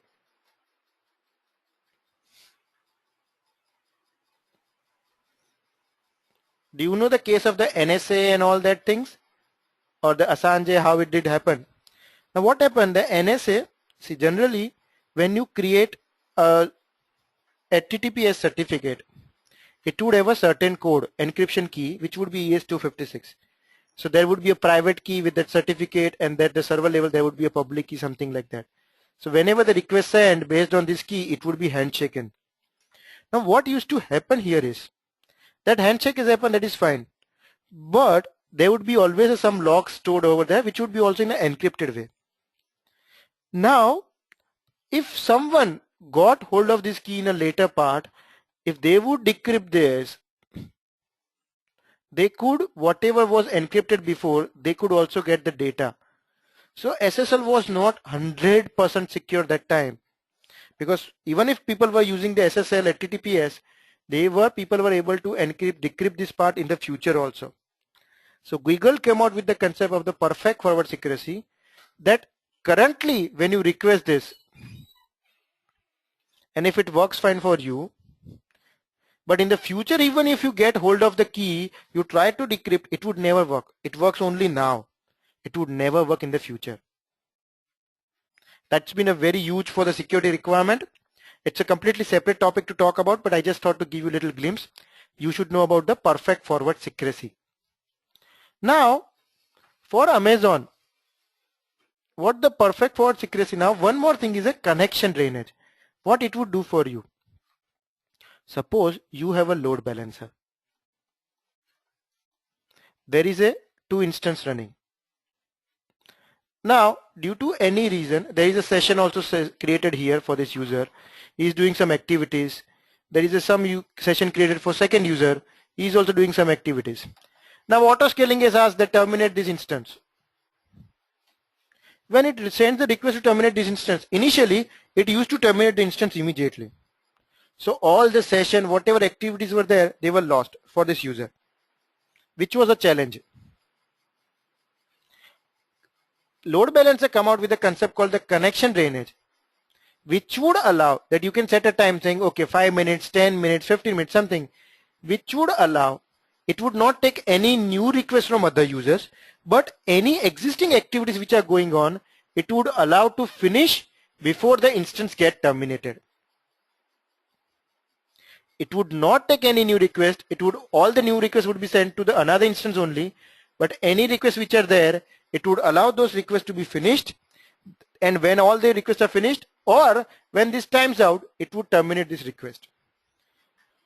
Because this was a challenge with the auto scaling, because if something is going on and then suddenly people says terminate, it was deleting all the instance and your request might be in flight. That was a challenge. You might be doing the shopping cart, and at the last moment suddenly something happens, you would be saying, oh, you will get completely frustrated. So that's what it would allow the in-flight request to finish for a while, 5 minutes, 10 minutes, not take any new request over there. That is the concept of the connection drainage. Let the connection, all connections drain out, then only I'll progress further. ELB provides the SSL termination at all the levels. It can be at the EC2, it can be at the ELB level, it can be at the both the level. It's inherently fault tolerant and scalable. ELB works very well with the auto scaling, which we will see in the demo after when we go to the auto scaling part. So with this, I'm ready for the auto scaling. So let's take a break now. It's a 9:26 my watch. Let's meet back around 9:36 or 9:35. A break for everyone, 9:35. But do post your questions.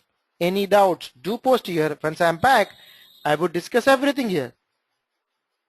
Or it's almost 9:27 for me. So you can say 9:36. Let's plug 9:36 and we'll all meet by 9:36.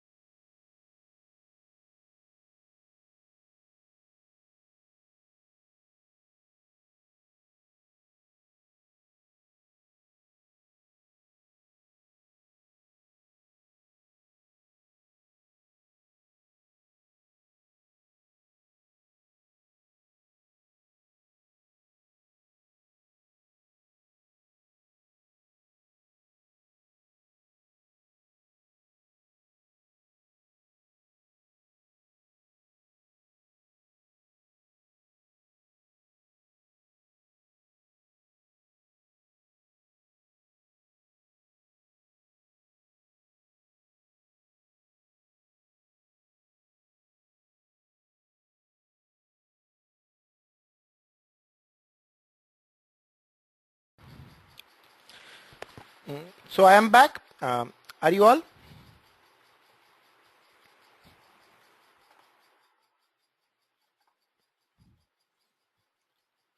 Okay, great. So first question I have from the Ricardo. I just answer that. So if the application is using AJAX tokens, will it support?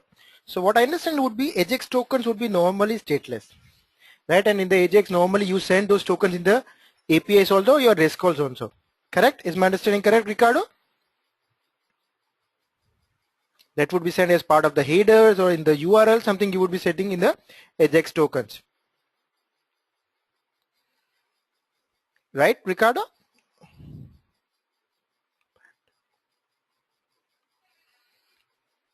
Okay, not sure if Ricardo is still there.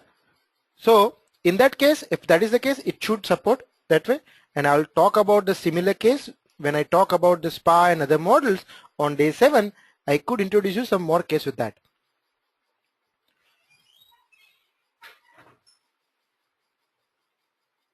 Yes, so he says there is another protocol than HTTP. I'm not sure exactly what you are referring to. Generally, when you are making a call from the AJAX, normally you make the HTTP calls, REST calls to the APIs, and you get the data. I'm not sure about exactly which other protocol you're talking about. If you could provide me some more details, or you can drop me a mail, I can check and let. But as long as it's a stateless, it would not have any issue. Understand whichever protocol it is using. Now, ELB supports 4 protocols: HTTP, HTTPS, TCP, and SSL. Now, if you're sending in any other protocol than all 4, in any case, ELB is not going to listen to. ELB would listen only on those protocols. So if you're going to use any other protocol than those 4, it would not support. If it is in one of those protocols and it's a kind of a stateless, ELB would support and it would be a scalable. Right? Next question from Kirti: how to handle the sudden spikes in the Amazon? Now it's a very tricky one, frankly. When there is a sudden spike, ideally Amazon would not suitable, because when you have a sudden spike, it will not be able to take up. The only one option would be you anticipate there might be sometimes sudden spike and you pre-warm your load balancer to take up that sudden spike. But yeah, if that is due to some DDoS attack and something, it may not help you a lot. But yeah, like the example I said, that CAT exam, where you know there would be a sudden rise in your request after a certain time or something on some conditions, you can pre-warm your load balancer to take up that sudden spike. Lohit has a question, says, if elasticity, we are wasting some resources reserved for unknown period, is it advisable when elasticity and scalability are preferred? See, there would be 2 aspects to answer on this. One would be, I don't think you would be wasting a lot of resources here, because you go to the cloud computing and all other models, they use the resource pooling effectively, and they achieve this with the elasticity nature of the environment. Second would be, the another case is the cloud and the infrastructure is so much commoditized now that it would not be wasting you would be wasting so many resources which would cost you a lot, or it would be little harmful for you, would not happen. Third would be, sometimes you would like to get more and more infrastructure, like you want to achieve the vertical or horizontal scaling, you would like to go for the scalability, because you know you cannot scale or you cannot achieve the resources internally better than that. And the most important part is, elasticity would be generally offered by the cloud inherently. You don't need to worry about the elasticity. While the scalability, you need to plan the scalability on your own. The cloud would have the scalable capacity, but you need to design something which can achieve the scalability. When I go to the auto scaling, I hope that would help you. Like I'm just talking about elasticity, whether there is a 10 GB RAM and it has to spread across 4 users, 2 users, that would be completely decided by the Amazon. You don't worry. But now I have 10 GB is full for me and now I need to go for 20 GB, that you would be deciding. You would be making a call there. Right? Does it help you to answer your questions? So everybody clear? All the questions?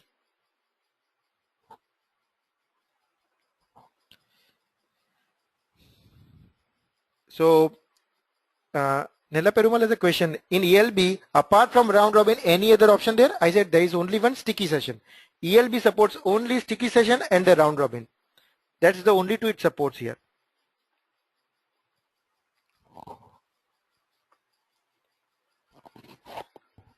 Now let's go to the auto scaling.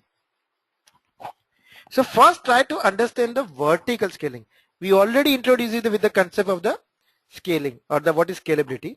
Now let's try to understand the vertical scaling, what vertical scaling would do for you. In the vertical scaling, for example, you have an instance which is of size small, which is having a volume of size 40 GB. Now due to some, this is a 4 means it would have around 2 GB RAM, something like that infrastructure.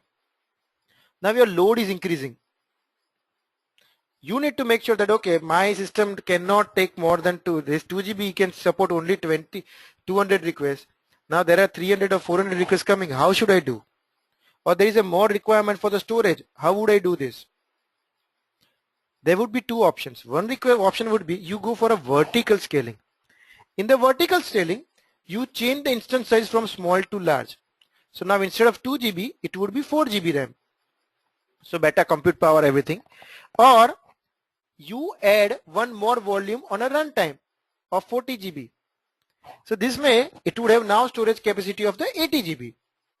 Now difference between these two would be when you want to change the instance size, you need to bring down your instance once. What would happen in that case? If I clear everything, quickly show you. If you go to your instances, there is an option in the actions instance setting which says change instance type. This is disabled as of now because instance is running. When you stop the instance, I don't want to stop because it's connected to load balancer, but when you stop the instance, this would be enabled, and then you can change from the small to large or large to extra large, something like that. So this is what the vertical scaling. Or so for the vertical scaling, when you want to improve the compute power or memory something, you may need to bring down. But yes, if you want to just add the storage, more EBS volume, you don't need to stop the instance. We showed that in the demo on day 2, where you can keep on adding more and more resources. That would be fine for you. Now, this is the vertical scaling. Now, vertical scaling would always have a challenge. Why? Because small to large, large to extra large to double extra large, or 8x extra large. You cannot scale beyond that. Plus, this is a one machine only. So one machine would have a multiple threads processes going on. So when you go from 2 GB to 4 GB, that does not mean you would get the exactly double power. It may not be like that, because at the end there will be same CPU, something like that, or some of the other processes which would not give you the double power. And the biggest disadvantage would be it cannot scale beyond certain limit. There would always be a threshold. Maximum 244 GB RAM. It cannot go beyond that one instance.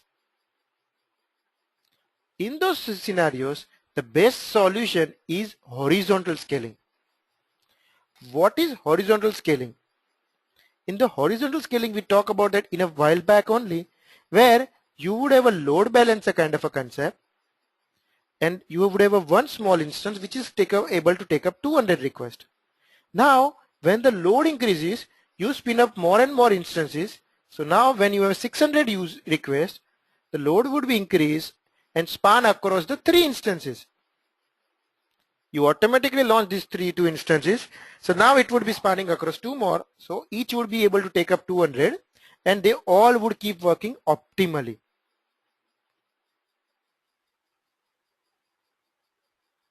So a question is, Bhupesh, question, in vertical scaling, we increase the power of server by adding more hard disk RAM, while in the horizontal scaling, we increase the node. That's the exact thing I'm showing here, right? Here in the vertical, you increase the power, memory, storage. In the horizontal, you added more nodes, more servers, and they all are parallel to each other, where the load would be distributed with the load balance or some mechanism which will help you to achieve this. Horizontal scaling is the best solution for you to work in this scenario to solve the problems for you. Just a second.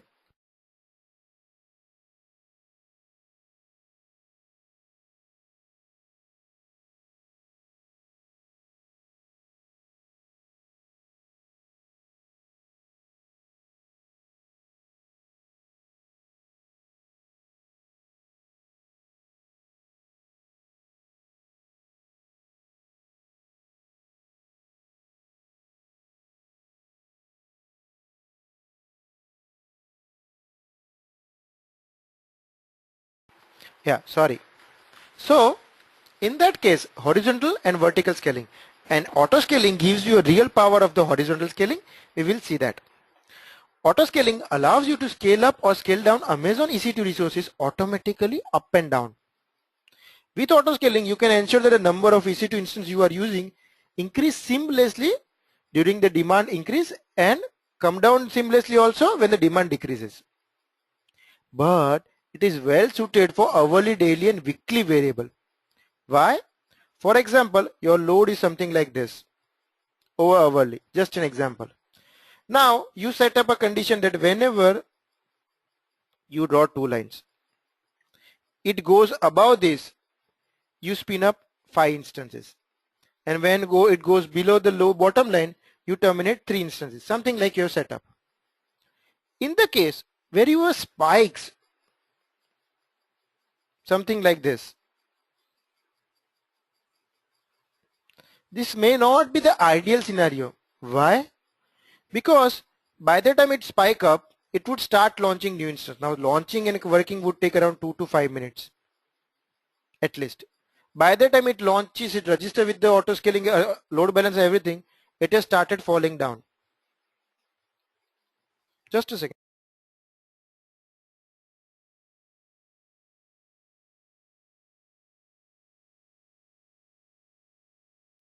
Now suddenly it decreases, it starts deleting the instances. When the instances are deleting, at the time you start terminating the instance also. At that time it suddenly rises again. This is not the ideal scenario. You don't want to keep on adding, removing continuously. So when there is a spike, you should not use the auto scaling, or you plan in such a way that even if there is a spike, if it's a continuous spike, then only work on that. So you specify in a CloudWatch that if there is a spike but which stays for at least 15-20 minutes, then only you add it. Else don't worry about the spikes. Clear? Moving on, auto scaling gives you elastic capacity. Yes, it can grow up, grow down. It can work with your VPC. Yes, it does work. It provides you real cost saving. We showed the case of the Crick Info. When the instance required, it will launch up. When not required, it will terminate. And you paid only for a day or 8 hours when the match was running. It works with the alert notifications. We will see that, and provides you real dynamic scaling. Now for this slide, how does the auto scaling work? I'll show you in a PPT.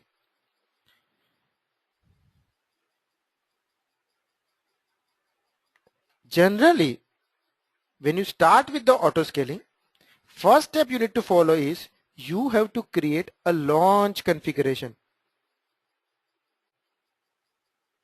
What is a launch configuration? In the launch configuration, you select the AMI ID.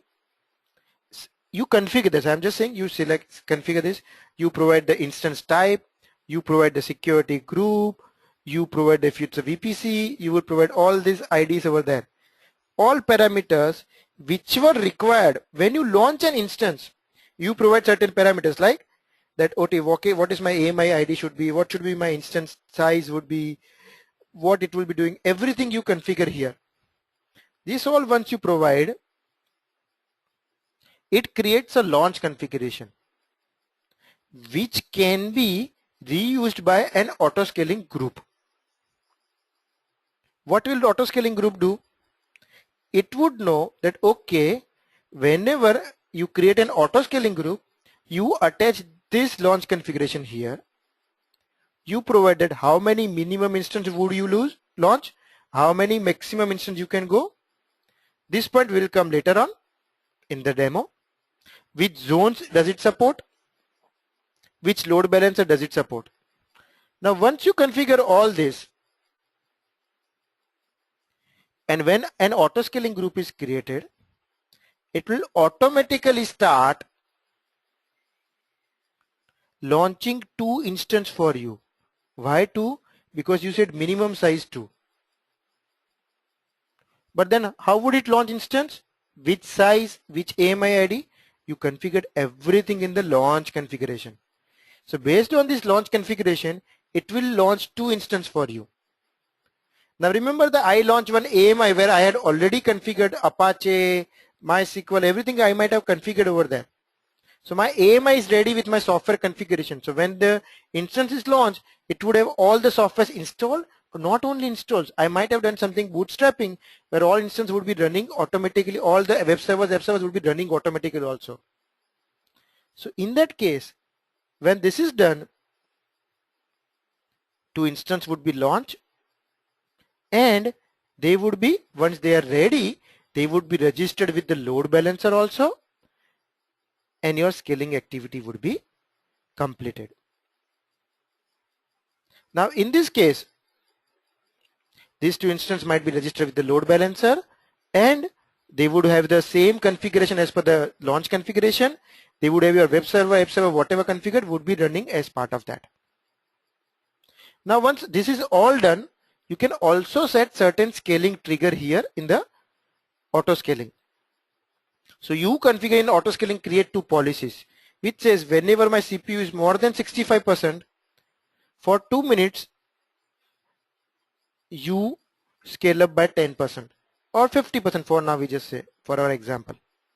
Whenever my CPU is less than 40%, you scale by number 1. And you will ask CloudWatch, say start monitoring. This is ready, start monitoring now.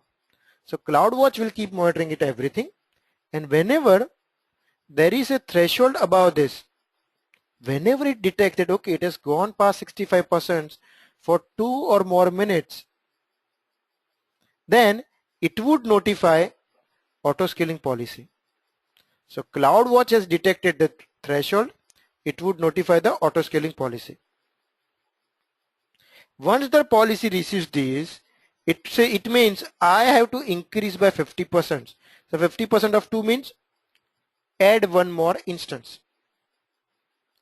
This would be again based on the launch configuration.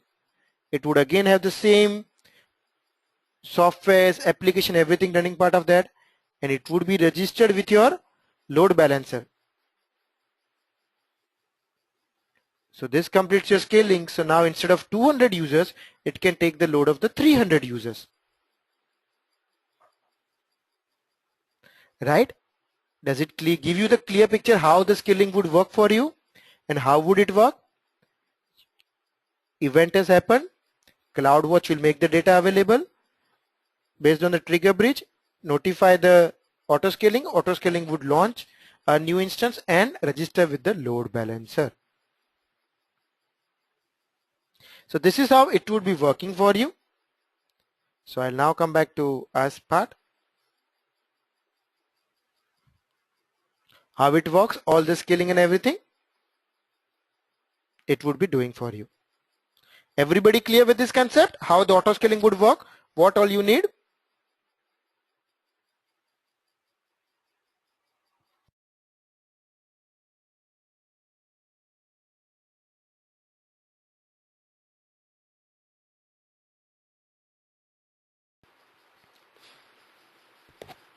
Great.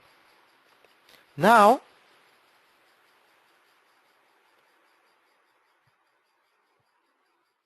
so Ricardo has a question. It is a JVM or kick the server up?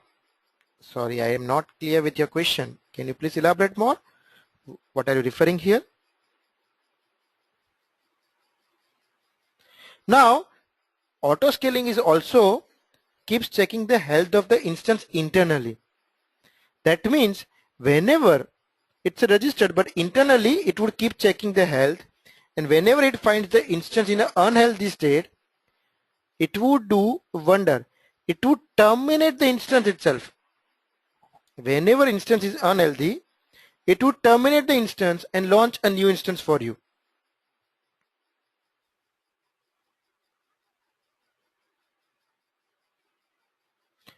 Now, why does this helpful? Before that, sorry, this Ricardo has a question saying start a JVM or a start a server. I'm sorry, I'm still not getting your question. What are you referring to? Are you referring to auto scaling, what it does? Can you please elaborate your question a little bit more? That makes sense.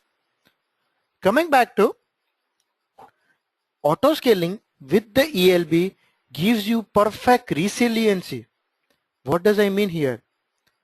ELB keeps checking health of your instance at regular interval.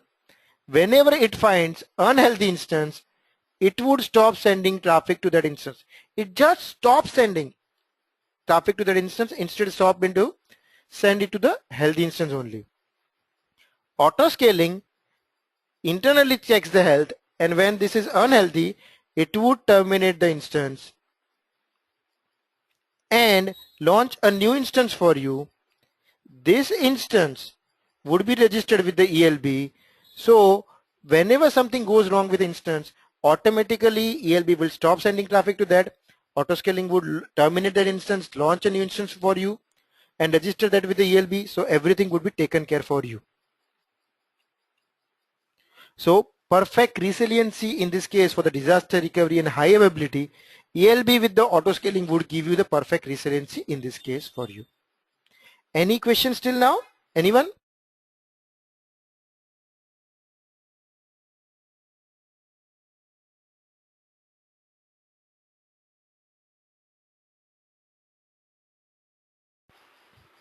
Anyone? Sorry, Ricardo, I didn't get your question. So if you can elaborate a little bit more, it would definitely help understand. Now, autoscaling can be achieved in 3 ways.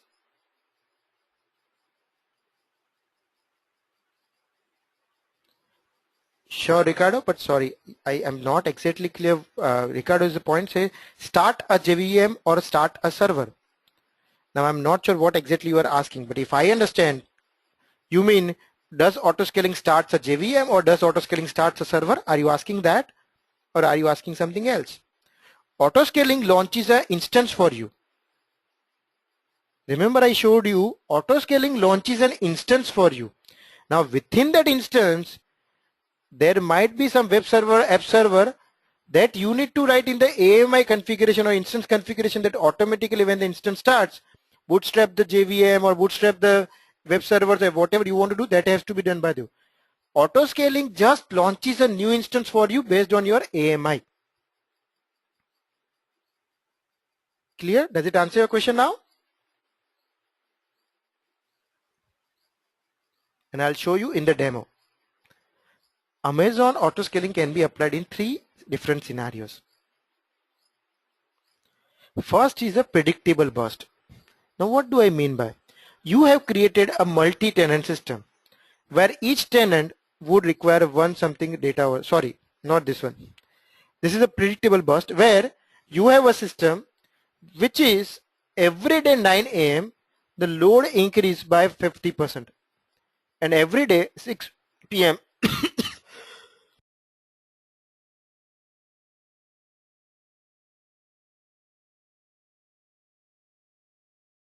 every day 6 PM the load decrease by the 50% back. Now you know that this is a predictable time. Every day 9 AM it will goes up, 6 PM it goes down. How would I take this case? Okay, in this case every day 9 AM you just add more instance here. So you can configure an auto scaling policy schedule based that every day 8:50 AM I will launch one more instance. Every day 7 or 10 PM or 7 PM or 6:30 PM something, I will release one instance. This way automatically scaling up and scaling down based on the schedule. This is a very useful case. For example, during the quarter end, during the Thanksgiving sales, Christmas sales, Flipkart is having some kind of a sales like plant sales. You would like the more instance to be available for you. Use this policy where before the sale time or something you would launch few more instances, and after the sale time you would terminate those instances automatically. You don't need to worry about that part. Second is unpredictable burst. This is more like a Creek info case. You don't know when the load would increase, when the load would decrease, how would it work out, everything. You are not exactly sure about this part, right? How would you take care of this part? You can write a policy. I showed you in the PPT. You can write a policy which would be working based on that, and whenever required, it would Just add more instance, terminate the instance as per requirement.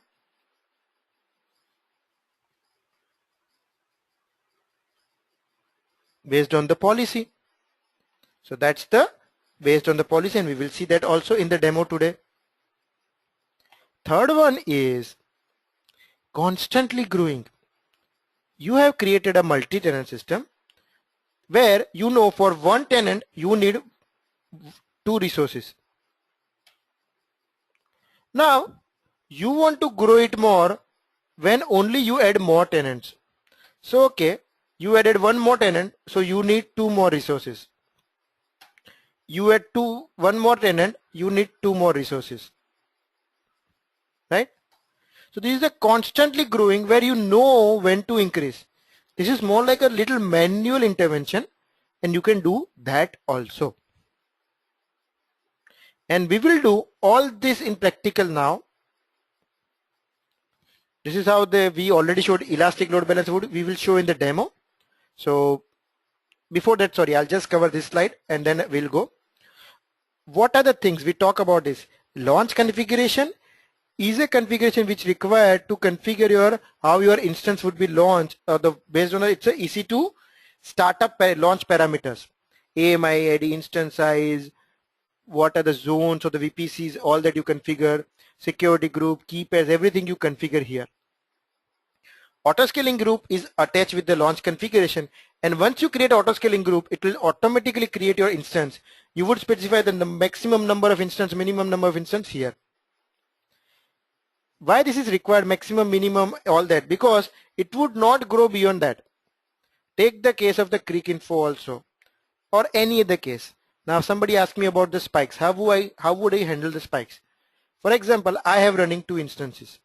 Now there is a sudden DDoS attack on my website, some attack over there, where it started going more and more and more. So it increased 2 more instances. Now again this is condition continue, it increased 2 more instances. This is continuing, it will increase 2 more instances. If there is no limit, it will keep on adding more and more, which I don't want to do that. I know there is a DDoS, I need to come in a picture and I need to do something over there. So in this kind of a DDoS attack, you can always configure this part saying don't go beyond this limit. That's the max number of instances you can go. So for example, your max is a 10. Once it reaches 10, it will not go beyond that. Even if it's not working, it's fine. It would not go beyond that. You need the control there. Same way, when it's a terminating, you want that, okay, you go minimum to the 2 only. You cannot go below 2 because at any moment I need 2 instances running. That's what the minimum size you wanted. This is all you configure in an auto scaling group. Policy is what we will create. How do you want to scale? Whether you want to add instance, remove instance, that you would be configuring in a policy. And once you have that policy would work with a trigger. Trigger is nothing but a CloudWatch alarm which would notify the policy. We saw little bit yesterday, and we will see little bit detail today also with the hands-on. Autoscaling keeps checking the health of the instance at a regular interval, and whenever it finds the unhealthy, it will terminate the instance also. Now let's go to the demo part. So to create a launch configuration, you can create the launch configuration from the management console, or you can do it with the command line tool also. So here what I'll do is, in this command line tool, I'll do something in the command line tool, I'll do something in the console also. I'll do both ways so you understand that. So for the command line tools, I have created some of the commands readily available, and these commands are also available in your LMS, so you can use that. Now to work with the command line tool, you need to install this command line tool in your machine. I've given the again tutorial for that, and once it's a setup, you can run the command as-cmd, which will show some of the commands, all the commands of the auto scaling, which ensure that okay, it is installed correctly. First command I am providing is create a launch configuration. In the launch configuration, I give image ID. That is the image ID. I have the Apache configured as part of that. Then instance type, it would launch micro instance only. Key pair, where I'll show the key which it belongs to and the group name. I provide all this and I say enter. This way, it would create a launch configuration. Now you see there was no launch configuration here. I just refresh this page. There is a one launch configuration which we just created available now. You can do same thing with the console, where you click on the create launch configuration. You select your AMI.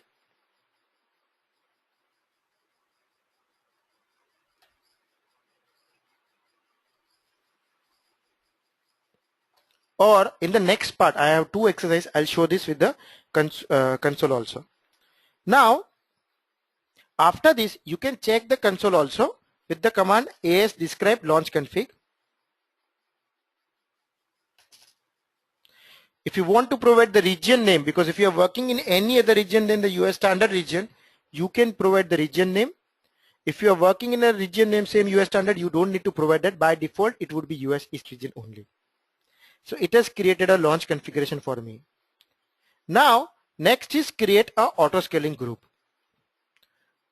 In the auto scaling group, this is the command I am going to use.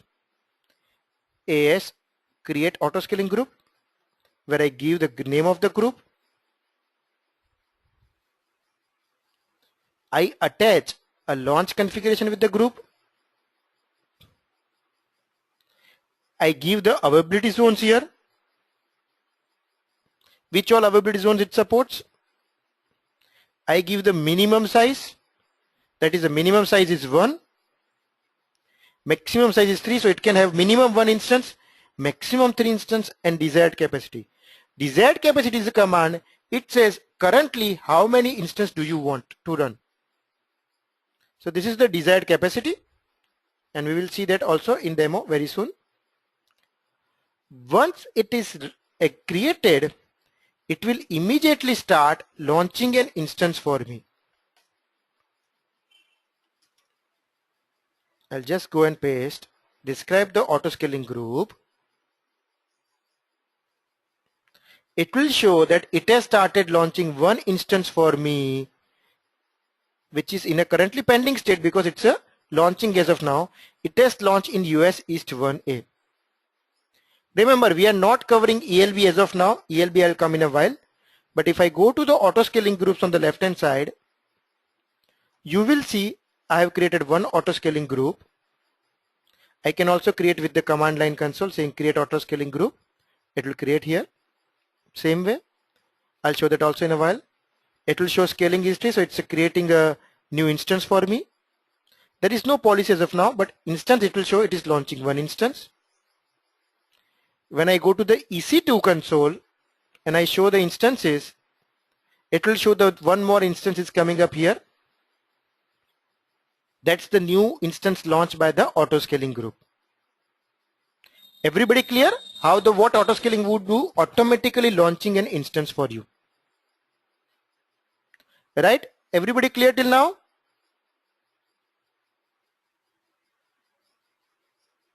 Any doubts or confusions? You can also describe the instances same way. Any questions or doubts?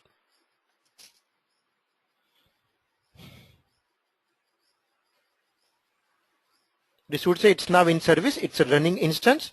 So in case I go to the instance and I just try to see, this would have some public IP. I go to there. It's still not ready, but in a moment it would be ready. As I said, it would take 2 to 5 minutes. Then it would also have a Apache configured there, which would have the output as a 1 because my Apache is running there. It's readily configured, so it would be running and working for me.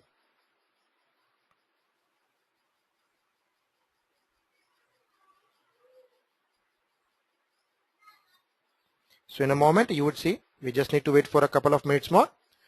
Till that time, if you have any questions, we'll come back here in this part in a while. Then you want to change something.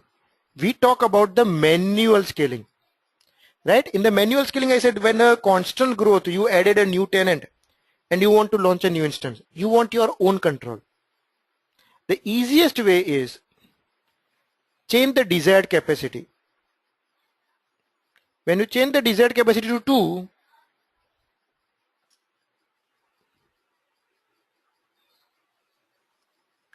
you have updated auto scaling group, and when you describe your group, it is showing only one instance, but in a while, it takes around a 30 seconds or 50 seconds to pass the message. It will show that one more instance it has started launching. I'll just come back. Till that time, if I just go to the previous one, you can see the first instance which was launched is now up and running, serving my request, same as that before. If I go to the management console, I just refresh there, it would show me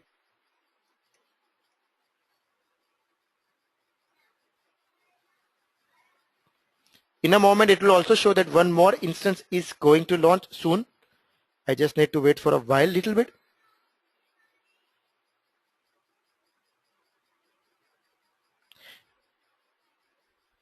We just need to wait for a couple of minutes because Amazon auto scaling does have a cool off period which is for around 5 minutes. So it waits at least for a few minutes before it can launch a new instance for you. So I'll just wait for a minute here.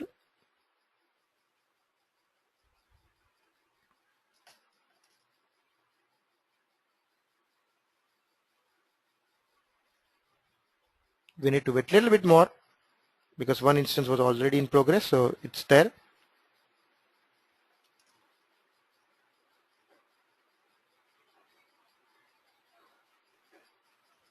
Only one is still there. We just need to wait for a while and check if it's one. Yeah, it's now up. It has started launching the fourth one. Right. So with that, if I go now, it would show me this. It has launched the second instance also.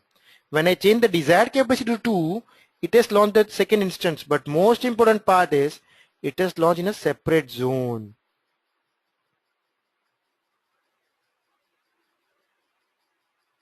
So I'll have a 2 instance running, and then they both would be launched by the auto scaling. Just clear the screen. Now I'll check what happened to my, we just check this auto scaling group. Now in case I want to terminate one of the instance due to any reason, I want to terminate the first instance. Same way, one would be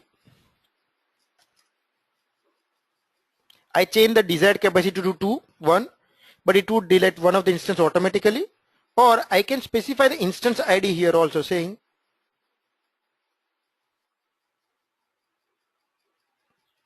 and provide the option saying decrement desired capacity.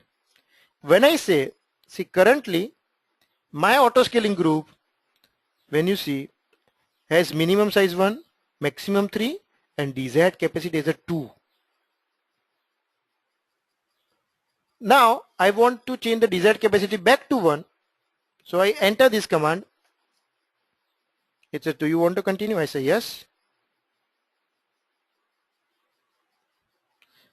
Don't raise your hand, just type the question. It has started the terminating the instance. So when I go and describe auto scaling group, it will show that it has started terminating the one instance, but that's not the only thing it has done. What it has done is it has changed my desired capacity to 1 also.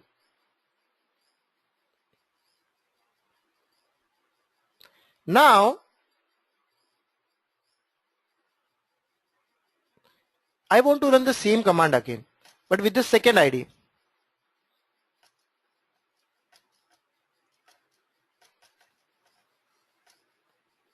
If I go ahead and I try to delete the second instance also, same way.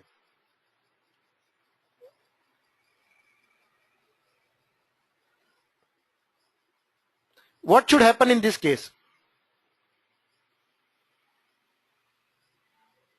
What should happen in this case?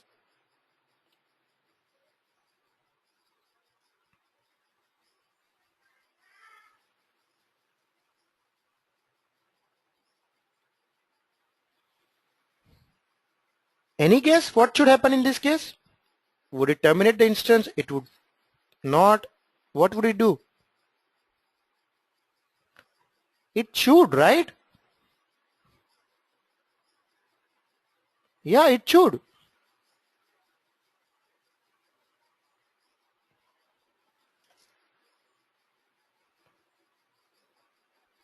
But it won't. It give me error. Why? You missed the important point. Currently, my desired capacity was 1 and minimum size was also 1. Now if I try to change the desired capacity less than 1, it should not allow because desired capacity is going below minimum size. That's not possible with this. Got a point? So what you can do here is you should provide the argument saying no decrement desired capacity, then it would work.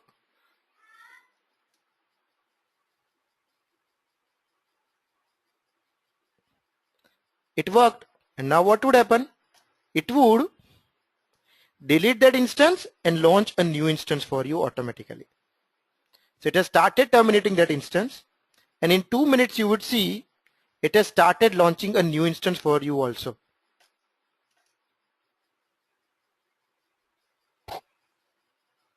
You can see that that instance is getting terminated and launch a new instance in US East 1A.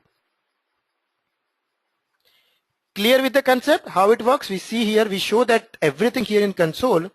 You can see first instance we terminated, it decreased the size. Second, when we terminated, it launched a new instance which is in a pending state as of now. So this is what we call it more like a manual scaling, where you manually increase the size and all that. Everybody clear till now?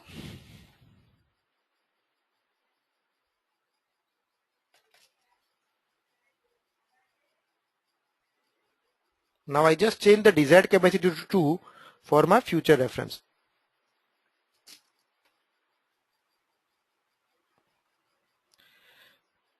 So let me ask you, are you enjoying getting something new?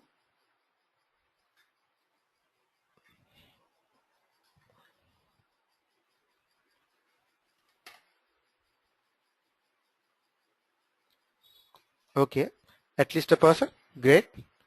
At least a couple of them, good. Yeah, if you remember I told you this would be an interesting session, and that's what I am just trying to create with the stories and the demos. I hope you all would enjoy this. Now let's go to some other part.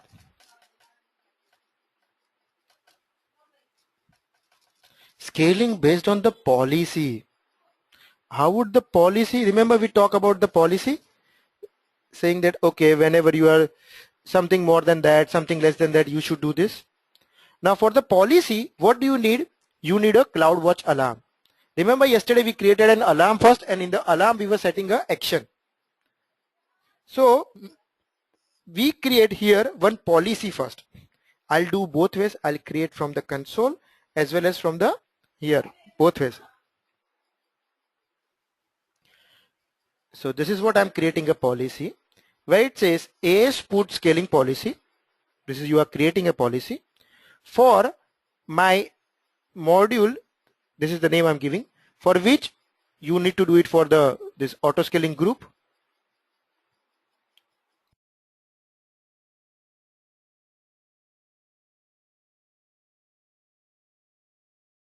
Now when this is done, group, what do you want to define in the policy? You want to adjustment of 50%. Adjust by 50, type percent change in capacity. Now does it increase or decrease? This would increase. Why? Because it says 50, that's a positive number, so it would increase by that. If you want to decrease, you should give the number minus 50 here. So it would decrease by minus 50%. Minus 50, it would decrease over here. Same way, if you just want to increase by number or something, you say here type should be number.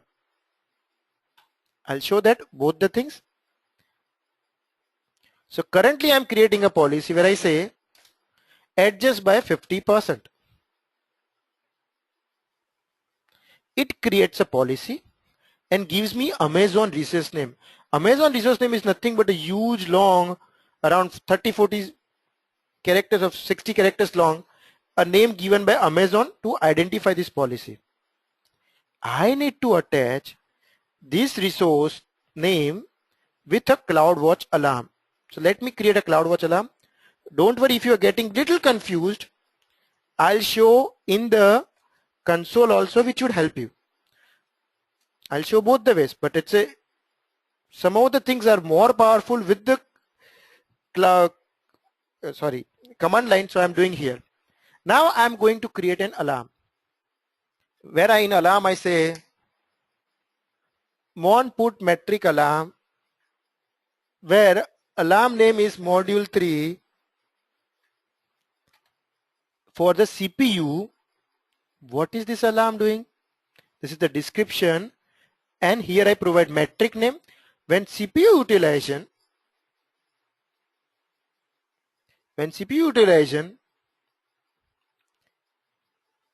is average 60, or the average CPU utilization for the 60 seconds for 1 minute period, it's more than 50%. So the threshold 50, greater than 50%. For this my auto scaling group,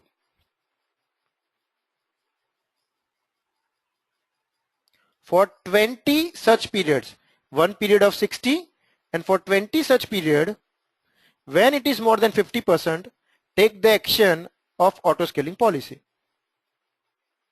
Does it confuse you? Don't worry, I'll show in the console or the Amazon management console also. Let me just create here first, and I'll come back to the console. So I have created this.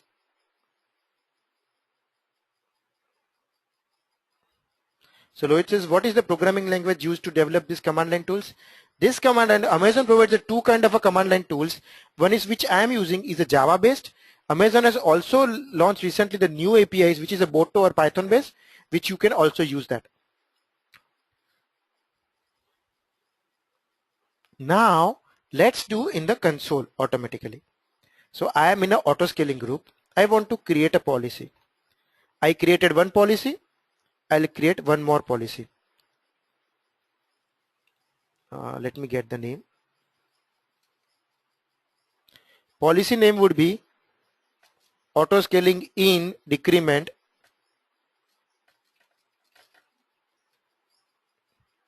Currently, I am not attaching with any alarm as of now. What do I want to do? Reduce. Now, do I want to by number or percentage? So I can say number. So reduce by 1. And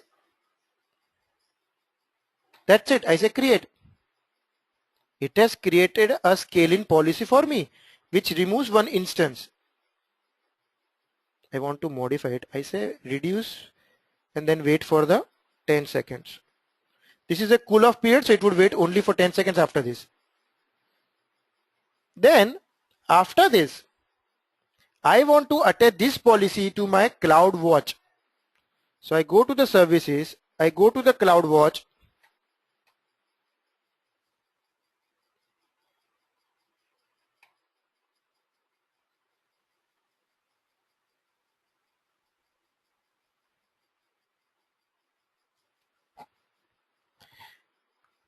Somebody was asking me about the setting billing alarm, right?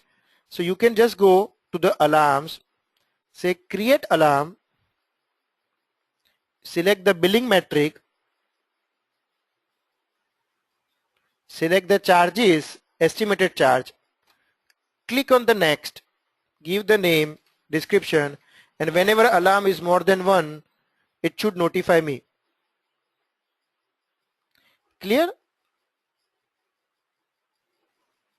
Somebody asked me this today morning. Sorry, who asked? I'm not sure. Nalla Perumal, I think you asked, but this is for you or for anyone else. Only thing required prerequisite for this is you need to go to your account section and enable the billing part.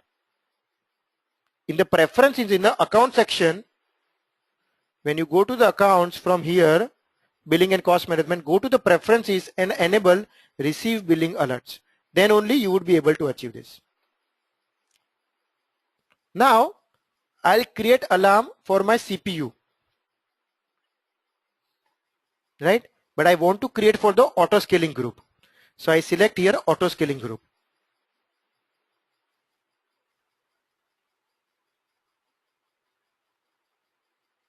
Okay, it's just not here. Create alarm in the EC2.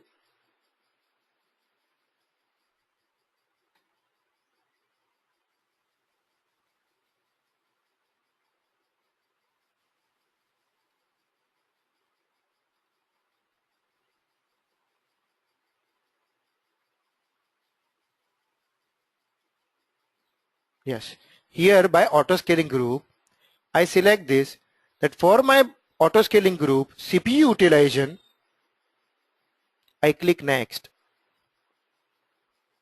I want to give some name. Let me find out the name from my, just any name you can give. Just I'm following my own standard. So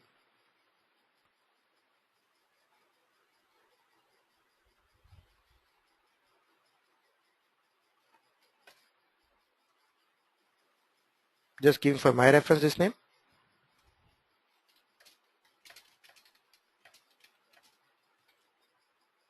When CPU is less or equal to 10% for consecutive 2 period, each period of 5 minutes, so that means total 10 minutes. So when state is alarm, first action you say is mail Tarun. That's when CPU, when test CPU with Tarun, you would be able to send this mail. As well as you want to take more auto scaling action, so click here. When state is alarm, for this auto scaling group, select the decrement in policy, remove one instance. You create the alarm. Initially, it would be having insufficient data, but soon it would go to alarm. So currently, how many instances I have? I am having 2 instances as of now. I'm sure within a minute or two, you would find that state has changed to the alarm states over there, because for 10 minutes, when it's less than over there, it just reached there. So once it is less than that, it would notify you and terminate your instance also. We created this policy from the console to just show that. If you can want to modify, this is the name I give. This is the say when more than 50% for 20 consecutive period of 1 minute each, so 60 seconds, you notify auto scaling policy in, so increase by 50%. So this way you can add or remove the instances by creating a policy.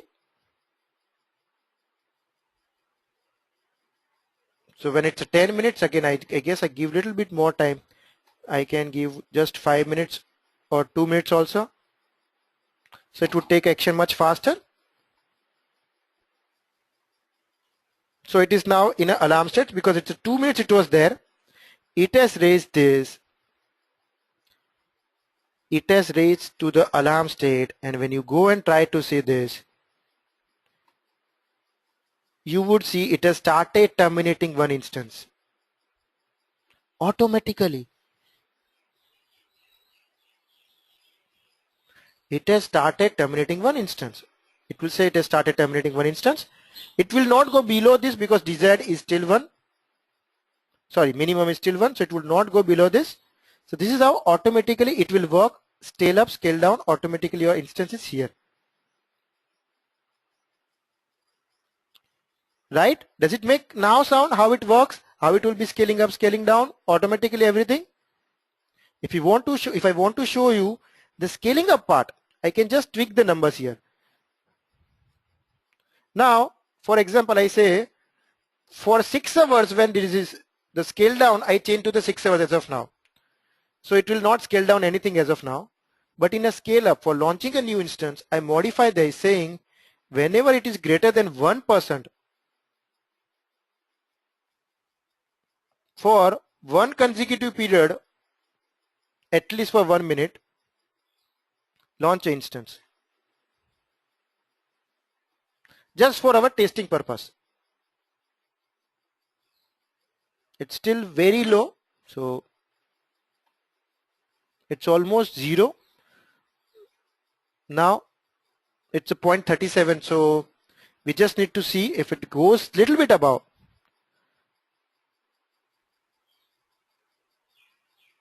Or if I can give it's greater than, sorry, not this one. If I can say greater than 0, let me see if I can give that. Yeah, so I'm sure it would work now. It's above the 0.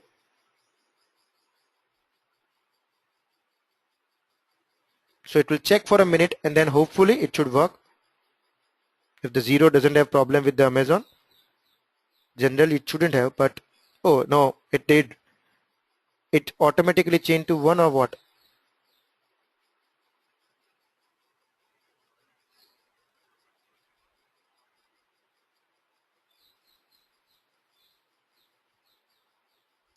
Just let me refresh and see whether that 0% one will work or not. Yeah, it is there, and I'm not sure if that would work immediately or what, but we will see. By the way, it might have sent a mail to me also. When it terminated the instance, it has sent me a mail saying, okay, you have terminated the instance because it has crossed the alarm position, so we have terminated the instance. So it can take multiple action. It's not only launching it, terminating the instance, it's also notifying me. It would do both the part. Now I think it looks some problem with the 0 because I'm not sure Amazon would work exactly with the 0. It would need 1% at least, and so that could be the reason. But, or let me go and say keep it 50 only. I can do one thing. I can, oh yeah, it did reach, sorry. It did reach scale up part, and then I'm sure that it must have started scaling new resources. So it has started launching one more instance because it was more than 0 for a minute. Right, so you can scale up, scale down using the policy, how it would work. And it can go up to 3. So if I just want to keep it at a 0, it would go up to 3 also, but it will not go beyond 3. Right, and I can also modify this part, cool off period, because for next scaling I need this. So I'm just changing this. But does it clear out everything? How would you scale up automatically using the policy? How would it scale down automatically using the policy? How would it work? We first see the manual. Second, we showed the scaling by the policy, and we did from the console as well as the command line tool, both using the CloudWatch. That's a very important case, and I want everybody to be thorough. So can I get a big yes from everyone that we all are clear? Or any doubts?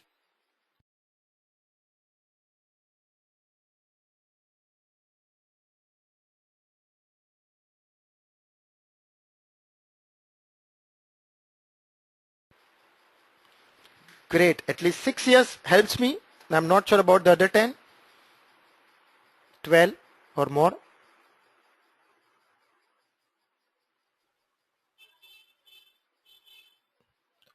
Kirti has a question. If I have installed Tomcat in one instance and if it auto scales, how to install the Tomcat in other instance? Remember I told you that I had installed the Apache in my instance and I created AMI out of that. And in the instance I have set up that whenever instance starts using bootstrapping, I automatically start the Apache also. And when I created AMI out of that, that AMI I used in the launch configuration. So now whenever a new instance is launched from that AMI, it would have that Apache or Tomcat part of that. Not only part of that, it would also start the Tomcat or Apache as per my bootstrapping process. Right? Remember now? Or clear? So Bhupesh, it's little overflowing. I agree. Don't worry. I would not flood you more. We are almost reaching end, but I would not do any theory much over there. Would be able to finish very soon. A question from Suresh. I think I already answered. Which language does the CLI use? So CLI internally, I said the CLI which I am using is uses the Java internally, but Amazon does have a Boto or Python based also APIs available, a CLI available. Right, Kirti, Suresh, does it answer your questions? Now, the last thing we would go here is a scaling, not the last, second last I would go, scaling based on the schedule. Now, the reason I was going for all this case was the scaling based on schedule is available from the command line tool only. It's not available from the console, sorry, Amazon Management Console. You can do from the command line tool only. So that's why I'm going now a scaling based on schedule. But first thing you need to know here is know the current time. Amazon works in the UTC time. So current UTC time is 5:07 AM. Now let's go and see. I'll take a command, creating a schedule which says on 2015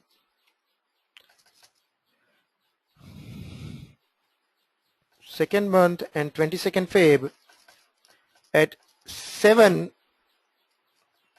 AM, change the desired capacity to 3.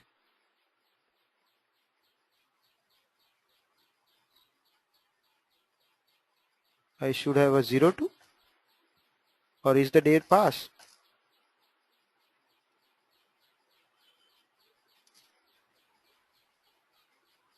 Yeah, I should have a 02, looks like. You should have a 02, not only the 2. So this is how you would have a, and change the desired capacity to 2. Now if I just explain this scenario, what I did.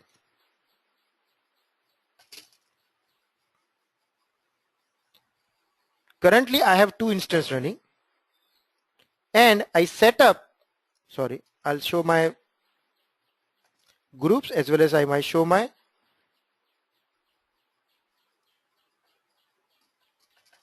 actions also. Currently my desired capacity is 2, minimum size is 1, max size is 3, and I have set up action which says update this group at 7:10 AM and change the desired capacity to 3. Same way, I want to change this, saying that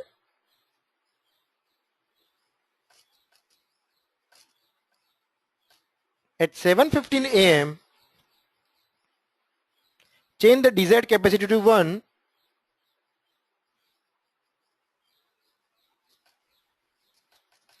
I give the name scale down.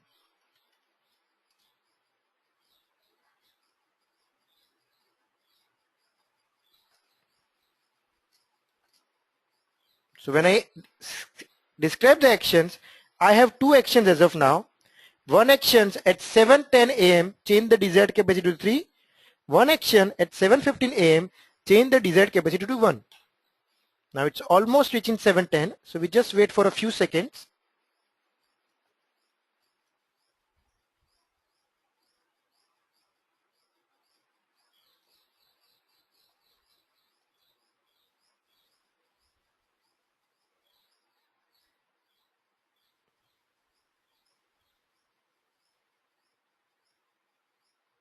Just waiting for that.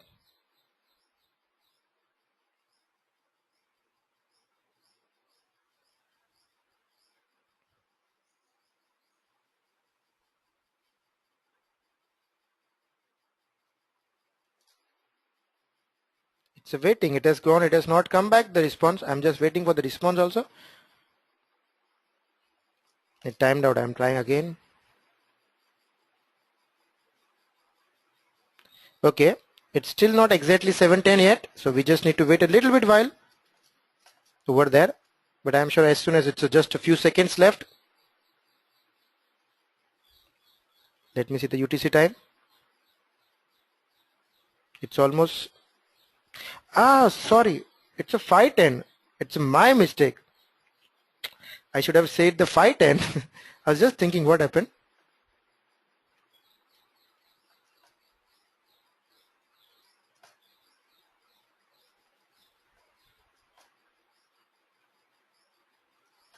So I should change to 5:12. I actually this have, so it would not overwrite. Okay. And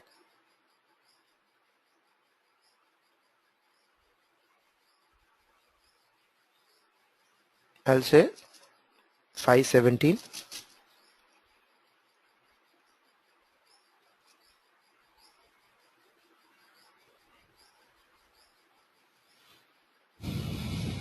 So now if I describe actions, so at 5:12 it should be changing to 3. At 5:17 it should change to 1. Now we are almost there. When I describe the actions,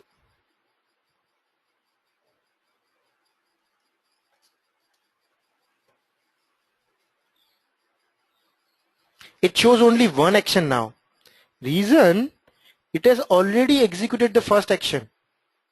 So if I go to my console and I show here, you can see the desired capacity is changed to 3. It will start launching a new instance very soon. It has already started the process, and very soon you will see the third instance. And after 5 minutes you would see it has come back to the back to 1, and it would be terminating 2 of the instances. Clear everybody? You can see the third instance has started launching, which is in a pending state. How does it work? You can also set up a recurring also using the cron job format. You want to know the cron job format? This is you can do.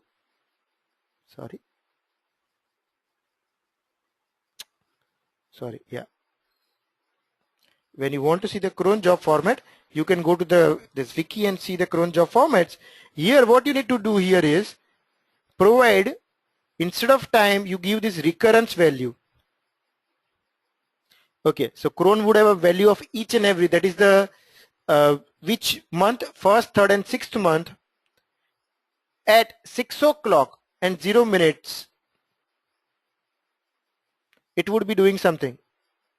First day of the month. First day of the month at 6 o'clock 0 minutes it would be doing this. So that's what we configure here. This is the cron format. You can see this at the Wikipedia, and it follows this part.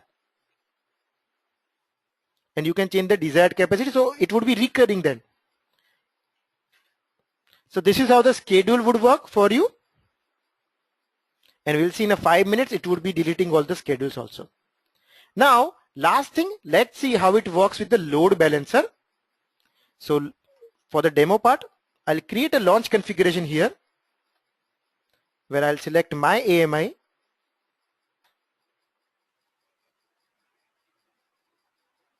This is the same instance I'm accessing.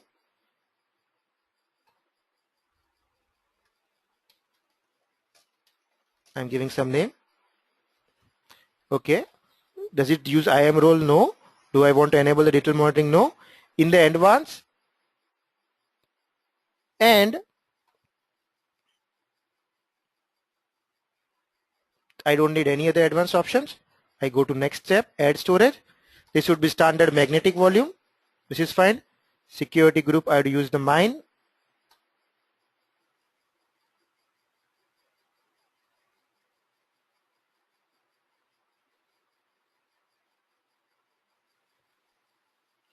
Where is my Feb one?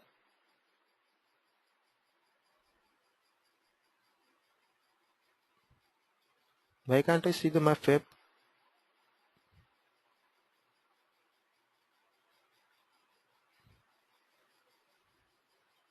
Did I delete by mistake? I'll keep this one, Edureka module 1. I'll review. I review all this launch configuration. So a launch configuration would be created for me. Which key would it use? I'd use the 15th Feb. Now I want to create a auto scaling group for this. So I'll go there. I'll give some name. Group size start with 1 instance. No, I want to start with 2 instance. Availability zone, it should support all.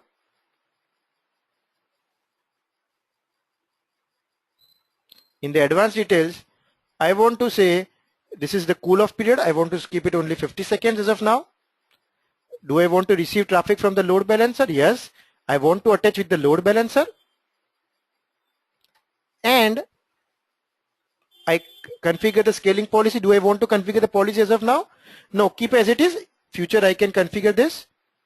If I want to add any notification, no, not as of now. No tags for me. I just create a auto scaling group. Now in this case, it would automatically start creating an instance for me. By the time it creates instance, configures there, I'll just delete my launch configuration. So I can just go to the launch configuration and in the actions, sorry, auto scaling group, and I said delete. When I say delete, it would start terminating all the instance out of this. So all the instances which were registered or launched through this auto scaling group would start terminating automatically. I can also go and delete that launch configuration. So this is how you delete it. Remember to do that. Now when I go back to my auto scaling one with the load balancer, it has already launched 1 instance. Second, it is launching. Let me go to my load balancer. See, current load balancer is having 2 instances already which were launched before today for the demo. It has started, it has already registered 1, and second instance would come here soon. It is there. They both are still out of service because their registration is being in process. So it is still being registered. So once they are healthy, they would. Somebody says video is not refreshing. Is it for everyone? Are you able to see my load balance and everything?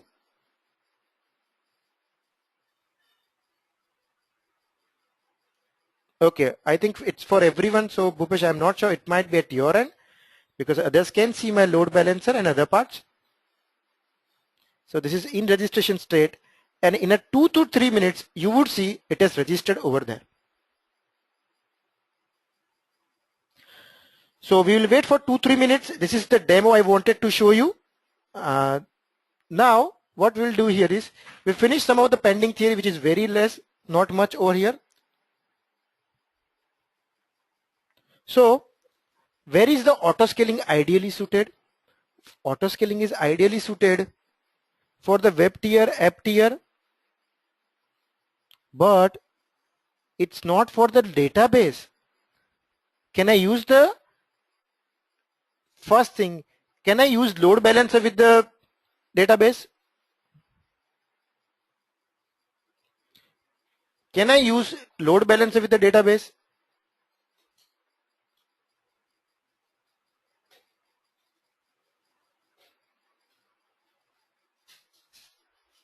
And auto scaling with the database? No. Why?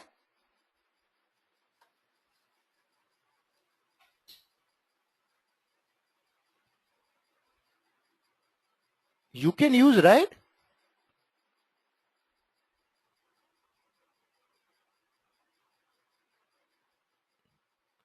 Kirti has a great answer.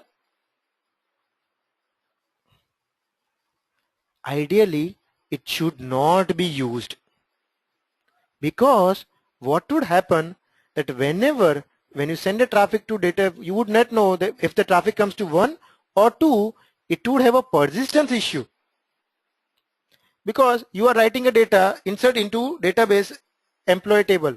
First record came here, second record came here, third record came here, fourth record came here. How would you find the record? Load balancer would not work for you unless there is one condition. Unless there is one condition, it would work, which I'll explain next Saturday. Kirti already answered that, but I'll park it. I'll answer the next Saturday. So for the database, you can't use the load balancer. And also, it's ideal for the stateless tiers. How? I'll explain everything in detail on day 7 when we talk more about the architecture best practices.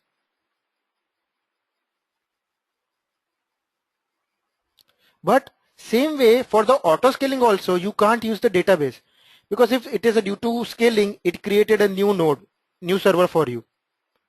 So one data come here, one data here, one data here. Now due to issue, it terminated the instance. All data is lost.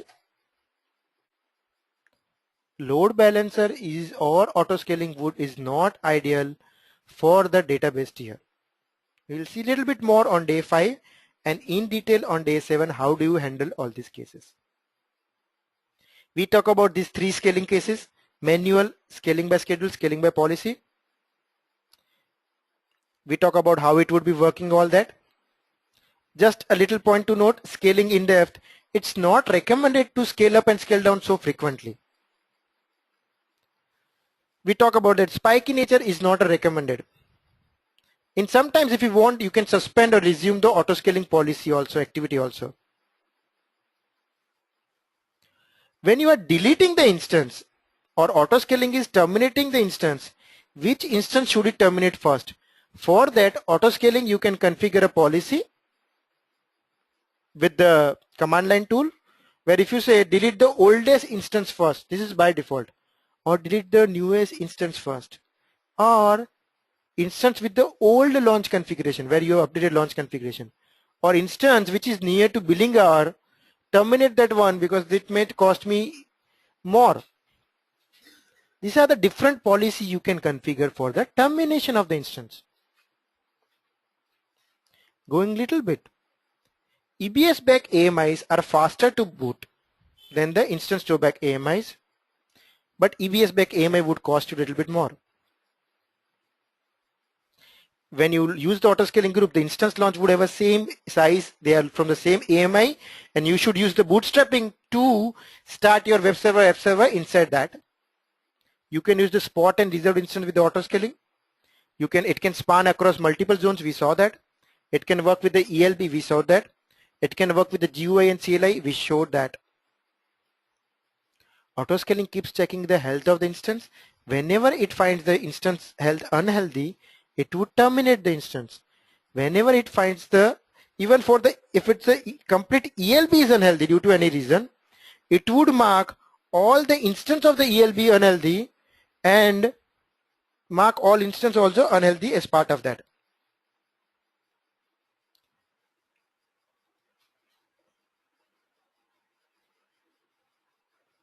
Also, for auto scaling, there would be a separate kind of a CloudWatch alarms, which would be giving you the data like a minimum group size, maximum group size, what all the data is there, it would be giving you. Detailed monitoring of the auto scaling would cost you more. So remember that part.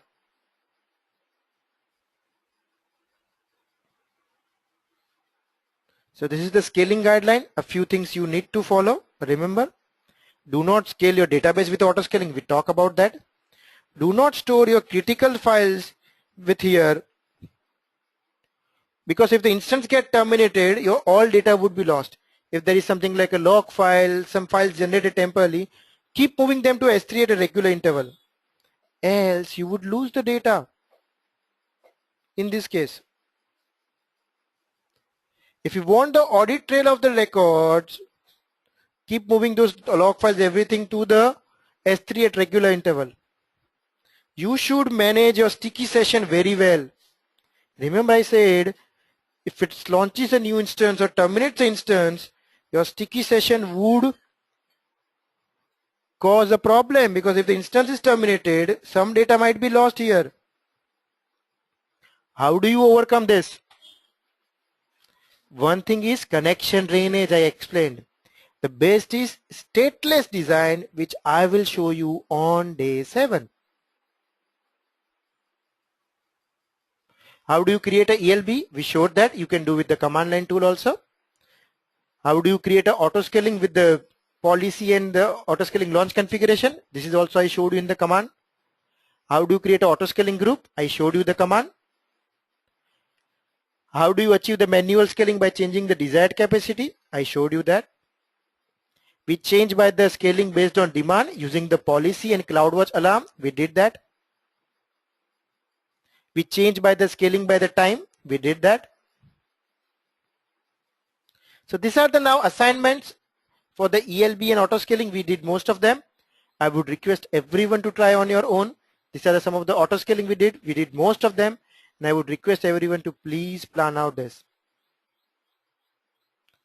Now, let's see last thing. It's almost 2 minutes left and see if my instances are healthy. They all are healthy. So can we check quickly what happens to my load balancer? When I hit there,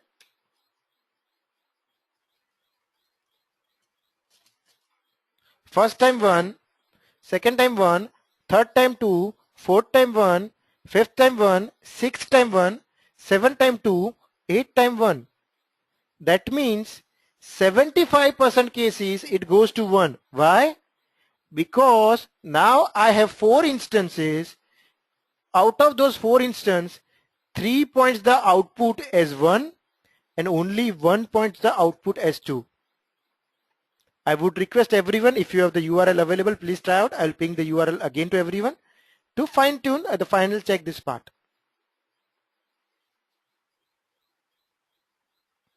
Just check it once and let me know the output. Very rarely you will get 2 because there are so many people who would be trying here. But let me know the output.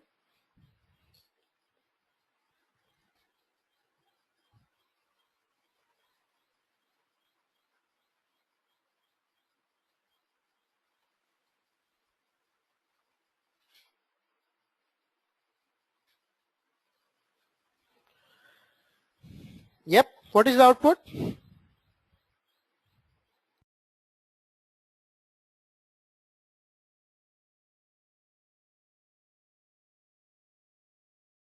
So Ricardo says out of almost 8, he got 2 twice, most of the time 1.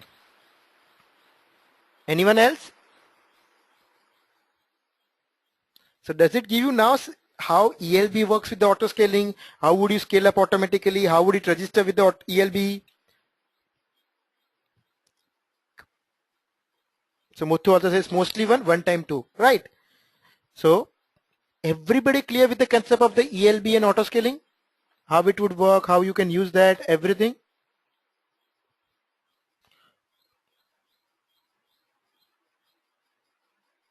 Any doubts or questions? Don't forget to delete your load balancer, auto scaling group, launch configuration, everything. Else it may keep on running, you would never know. So remember to delete this without fail.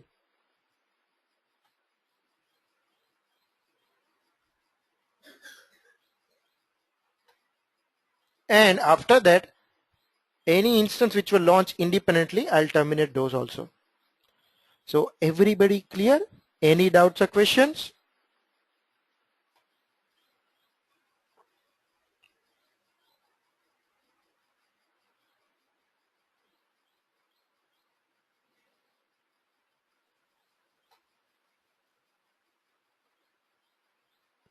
Okay, I believe no questions. So how did you like the session? I just want a frank opinion. How did you like it?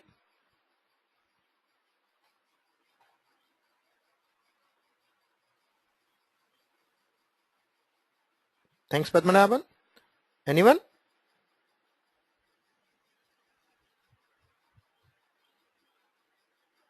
Thanks, Lolit. Thanks, Padmanabhan. Definitely, Ricardo says, please upload the session. I would definitely upload.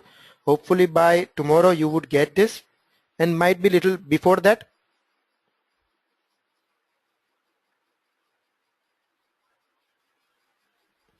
So Muthu says, can you give me 5 live app information?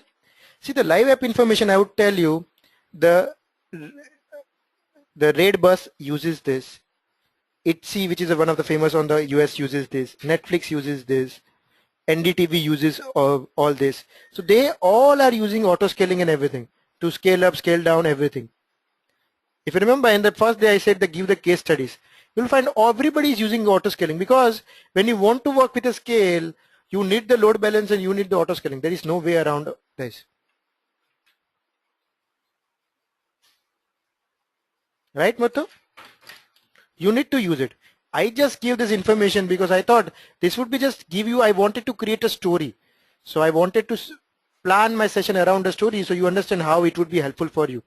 But I doubt any application, because when you talk about the scale of the Amazon, you would go for auto scaling and you would go for the LB. Okay. Okay, then I hope you all enjoyed the sessions and had a great time. Thanks all for joining today. If you have any other questions, let me know, else we can end this.